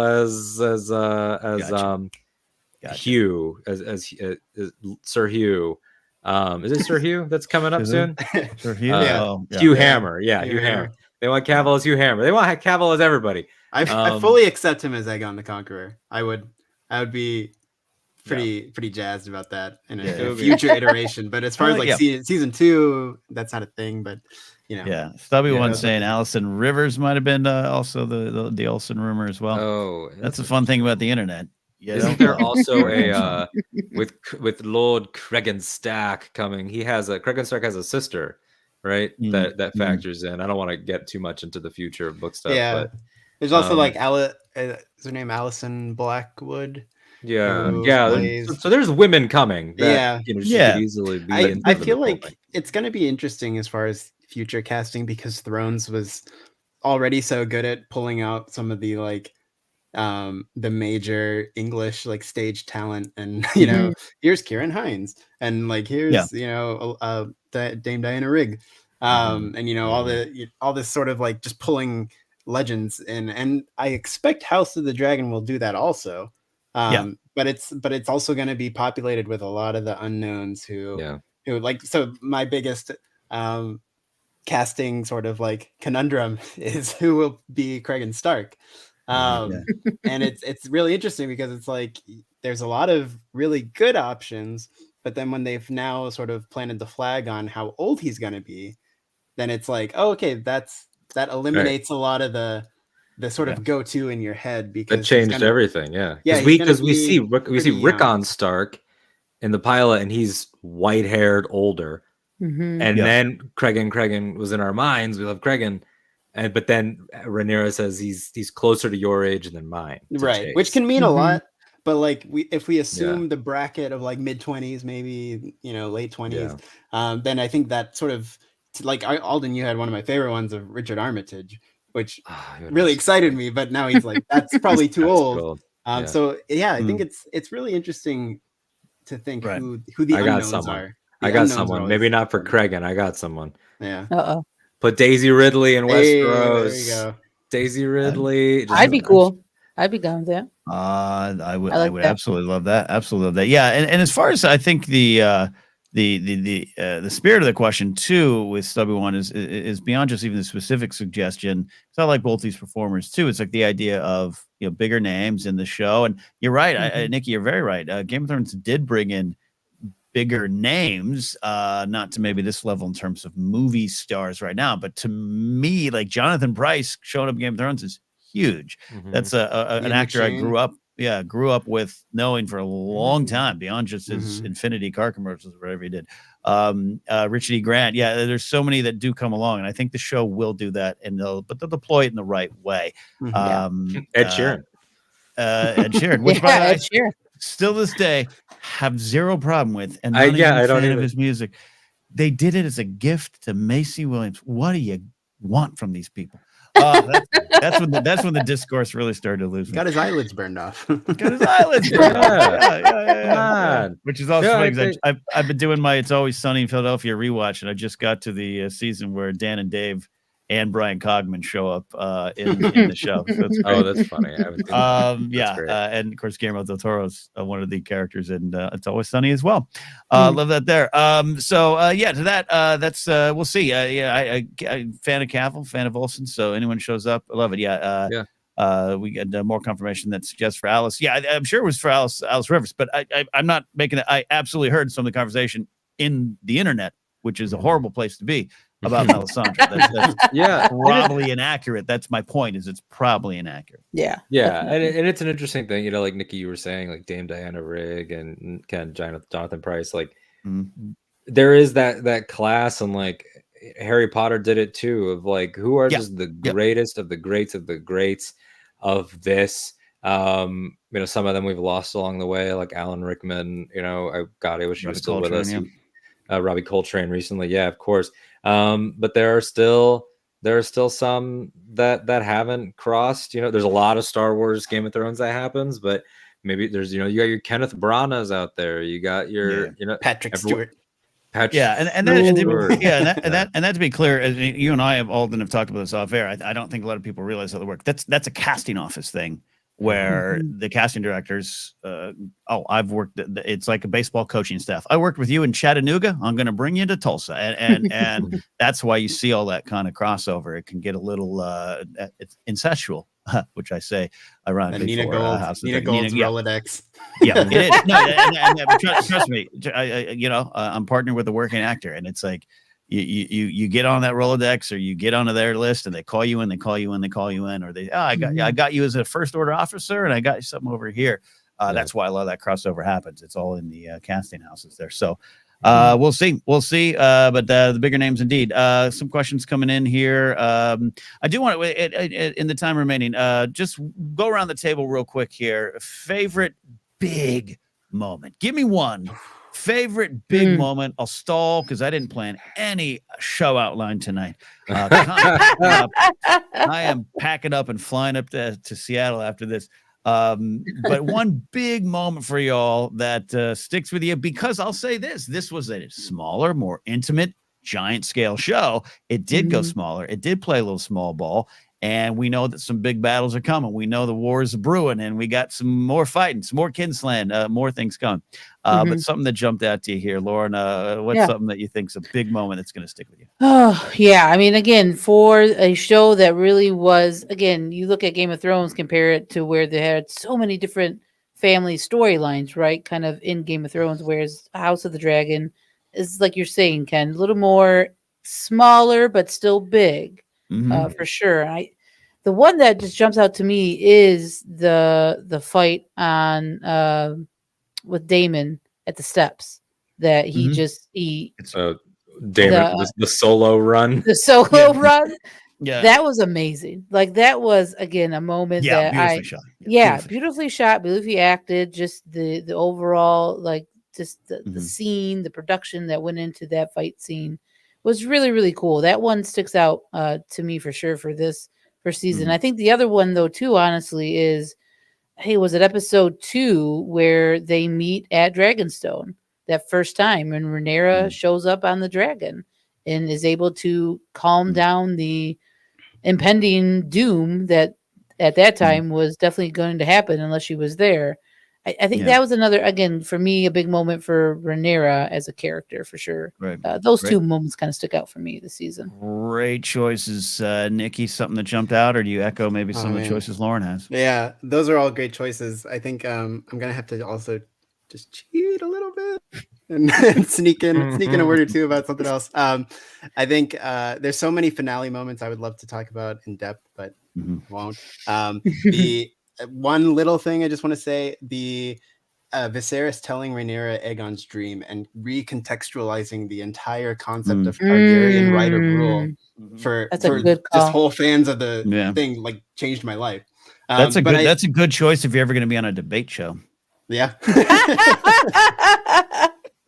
But I think the one moment I think about the most is Viserys taking the throne in Lord of the Tides to oversee the succession petition. So good, because Patty was amazing in that. It's incredible, and I think I remember when we saw the snippet of Viserys in that state, the gold with the gold mask in a little TV ad or something. I remember being like, oh no, oh man, he's really gonna deteriorate, and the way the scene played was the opposite feeling. It was a moment of triumph. It was he found himself again. He was like, no, don't give me that crap. It fogs my mind. I need to fix this. I need to fix the family. I have to make things right. I think he even says that to Alicent. And the long walk to the steps, to rejecting the help, to the crown falling, Daemon picking it up, the brotherly moment, and then just to talk about the lack of humor. This was a scene where I actually burst out laughing because Viserys is like, so what are we doing here? Yeah. and then he's like, well, Rhaenys is the only one who would have anything, and she gives her a thing, and then he's like, anyway, so again, we've settled that. And that's the humor level of House of the Dragon. It's like it's moments like that where it's like, that's funny even if it's not comedy. And then Gita Vasant Patel, the director, mentioning specifically, he's not walking to the throne, he's walking to Rhaenyra. That I think that is just beautiful. It's the epic thing of the epic conclusion of their arc together. Yeah, Lord of the Tides is a great episode. We like the way is as well. Alden, you could cheat a little bit here. I'm going to cap you at 2. I know you. What do you got? Well, it's interesting. There's a lot of teasers for an impending binge battle. Once again, we will. I can't help myself. Tease. Can't help myself. That'll be out soon. We'll let you know when that all comes out, of course. It's interesting because I was gonna go for Daemon versus Crab Feeder. Lauren, you spoke to it. I was gonna go with Viserys going to the throne. You spoke to it there. I joked in that binge battle that did you know that the crown falling was accidental? Is the new? Did you know Vigo broke his toe in Two Towers? Yeah. I love all of those, but the one that has been sticking with me a lot is Sir Eric shows up. Sir Eric shows up and he presents the crown of Jaehaerys and of her father, and that it's a funeral turned coronation on the spot. Everyone just perfectly performing it. Everyone kneeling except Rhaenys. That look that Rhaenys gives. Eve Bess is the master, one of the masters of the cold look, of the contemplative look. The way that Ramin Djawadi's score swells and builds with the chorus and everything. The unsung hero of all our scenes. Honestly. Yeah. Ramin Djawadi, like, just... Yeah. The outstanding. only thing that I mourn from Benioff and Weiss having walked away from Lucasfilm is that we probably could have gotten Ramin on Star Wars. He'll make it. Maybe one day. Yeah, maybe one day. Maybe with someone else. Maybe Miguel Sapochnik will do one. Who knows? Ryan Johnson, why not bring him in? Who knows? Maybe. Honestly, yeah. But that coronation is I'm with you. Incredible. It's beautiful. It's stunning. It's everything. And then to sneak in my second pick, it would probably be also in Lord of the Tides, but the dinner. I think the dinner is fascinating. It's great. Dinner's fascinating. The fact that we know what's happening does not, the characters know different. And even though Viserys' death sparks tragedy, Viserys went out happy. When it's just shots of laughter, just Jason and Helena dancing, and Otto one cracks me up the most. Otto with a little Otto.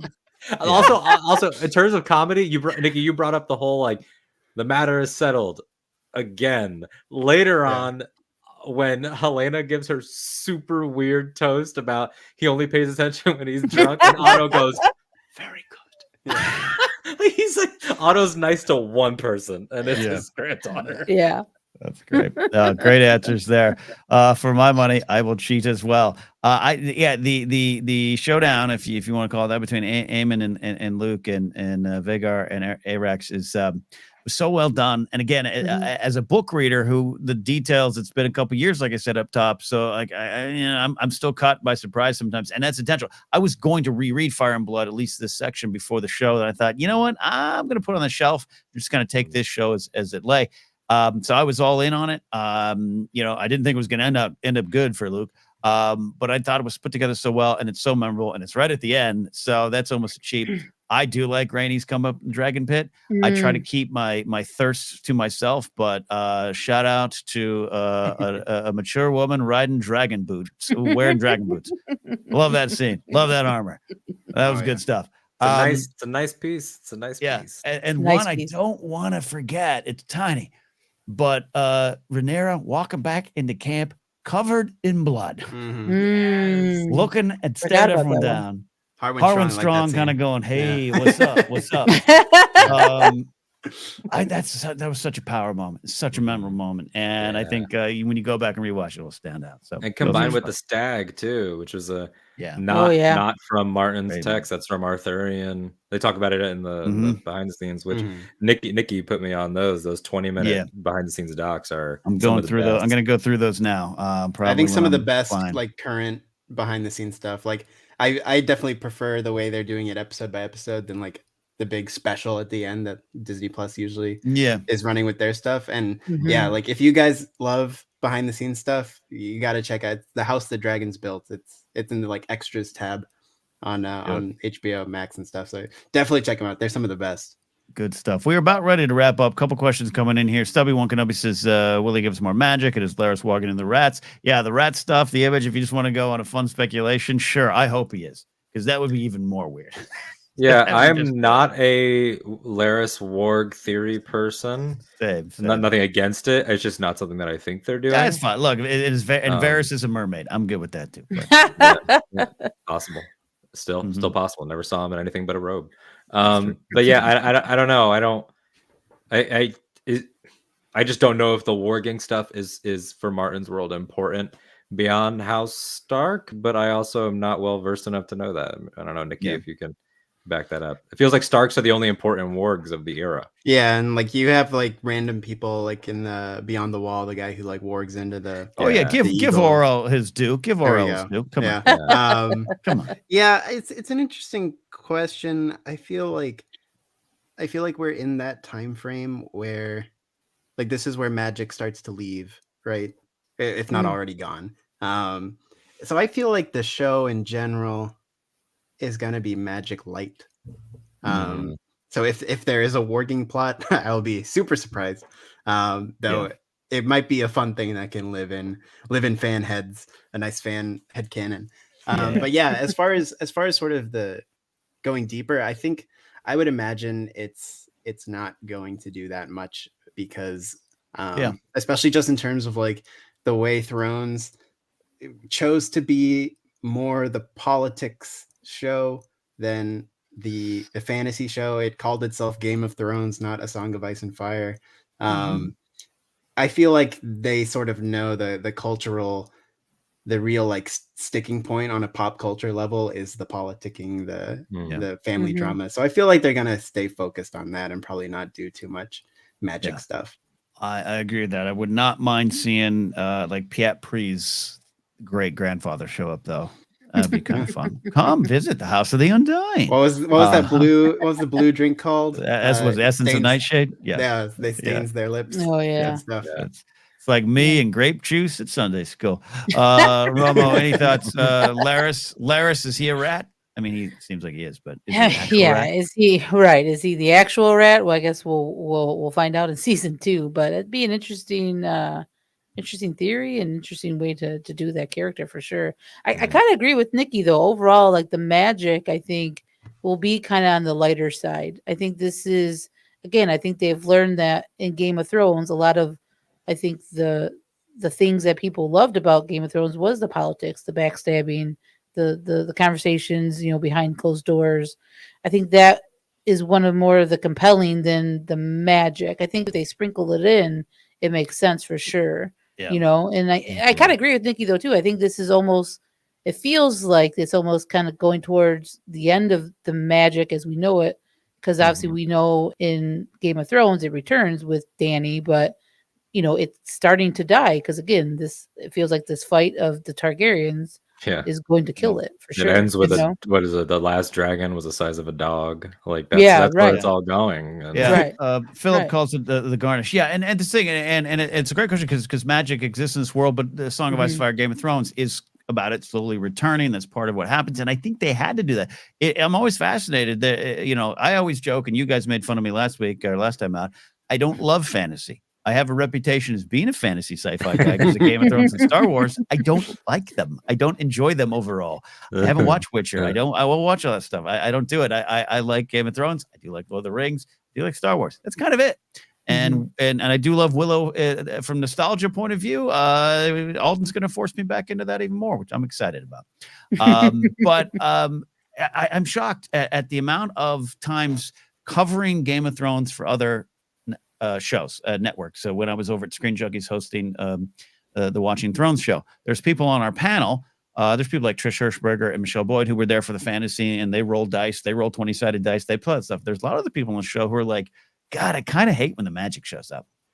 And it was you got to factor that in. And it's a great question for this show because I just at this point don't feel that magic has a place in it, but it does have a place in this world. So we'll see how if they kind of slowly like candy. Yeah, here's a little bite. Here's a bite because they don't want to upset those folks. I'm gonna myth bust this theory right now. It just dawned on me. You know how I know he can't work into rats?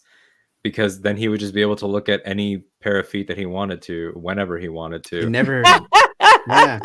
He wouldn't need to be in an information trade arrangement, and he'd never be in his body. Varys is comatose. Nikki with the win. Nikki with the win. All right.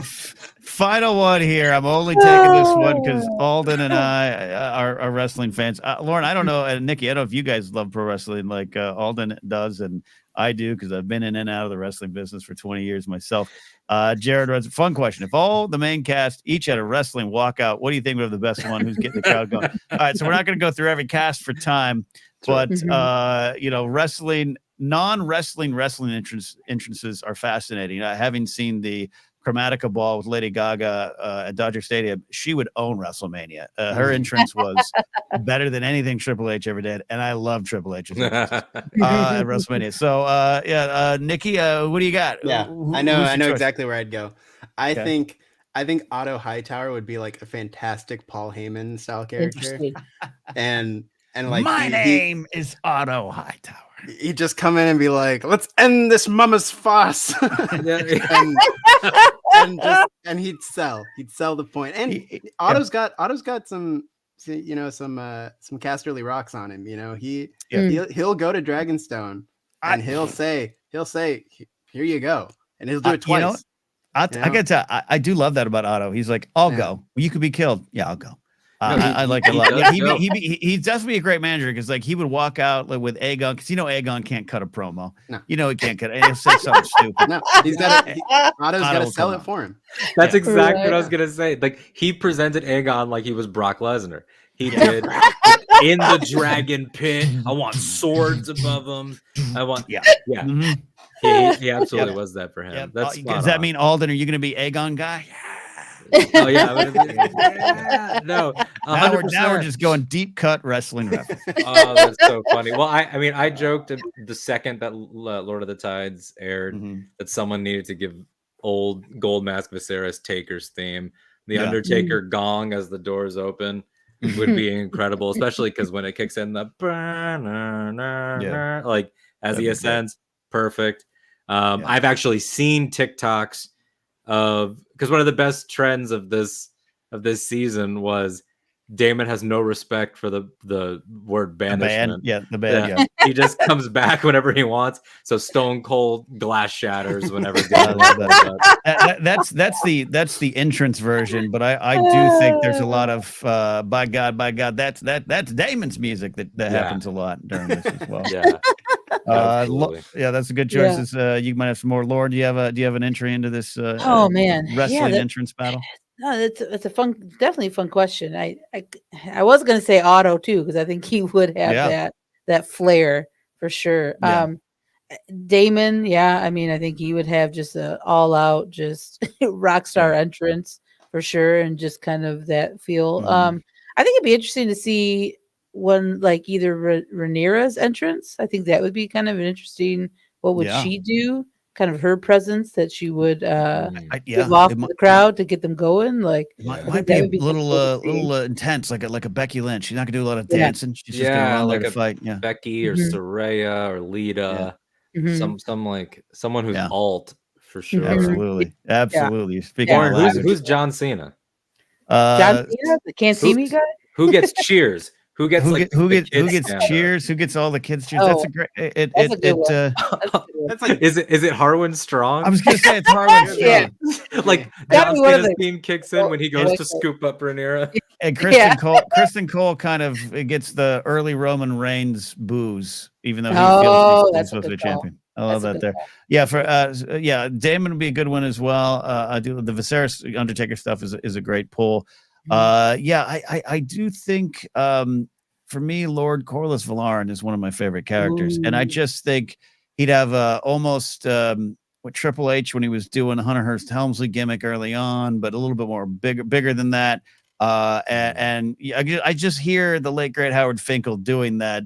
He is the Lord of the Tides, the man of 9 voyages, Lord Corlys Velarin. Like I just hear that. As he just can we have Corlys and Rhaenys coming down together? Well, we do because they show up, and it was in the trailer, and then that scene when the Valarans walk in, they're walking in. I think they're hearing the wrestling music in their mind, which is how I enter most parties. I play wrestling music just to get myself hyped up for everything. Does that mean that like Corlys Does Corliss, you think, because of his wealth, is he have more of a Ted DiBiase $1 Million Man vibe, or are him and Ring like Mr. Money in the Macho Man Bank. and Miss Elizabeth? little bit like that. A little bit. I think that. Yeah. Love it. All right. That is. Yeah. Oh, there you. Corliss says Ric Flair vibes. Drop that K on that Rick. The Nine Voyage. Yeah.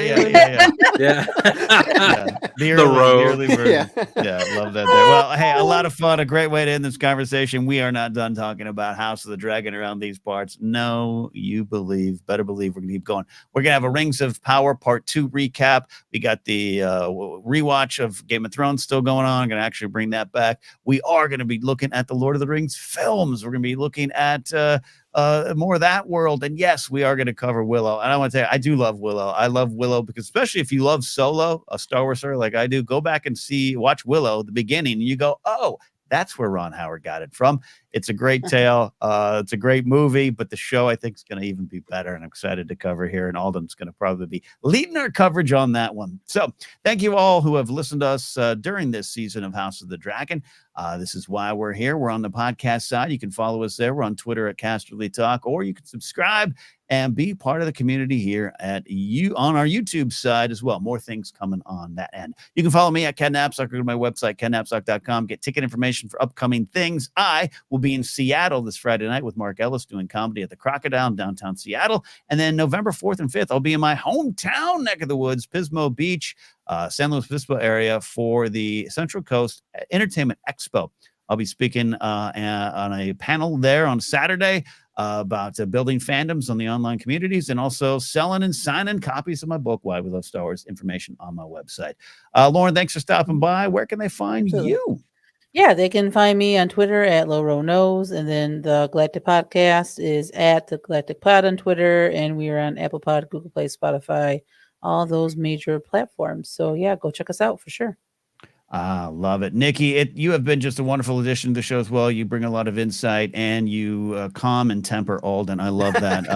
Where can they find you? Imperial Senate Podcast and all the good stuff. Yeah, thank you. It's always a pleasure to be on small council for episodes like these. So yeah, you can find me at Naquicious, NAQUICIOUS.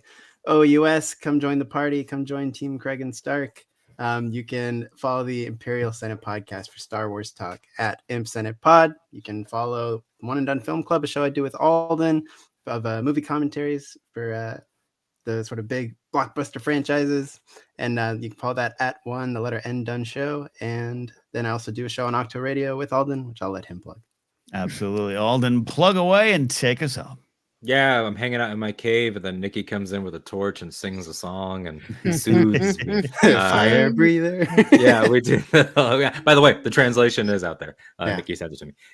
So the show that we do on Octo Radio is called A Rewatch Between Worlds. That's where we're going through all of Star Wars Rebels in order, as well as all the Star Wars Rebels behind the scenes. So we're watching all those Rebels recons, which are really funny in retrospect, especially because of some of the questions Pablo gets asked that have since been answered. So that's on Octo Radio, as well as my main show, where we do all the interviews and right now the Andor discussions.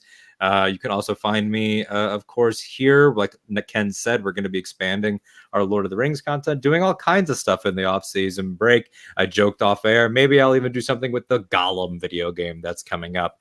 Outside of that, I recently wrote on StarTrek.com.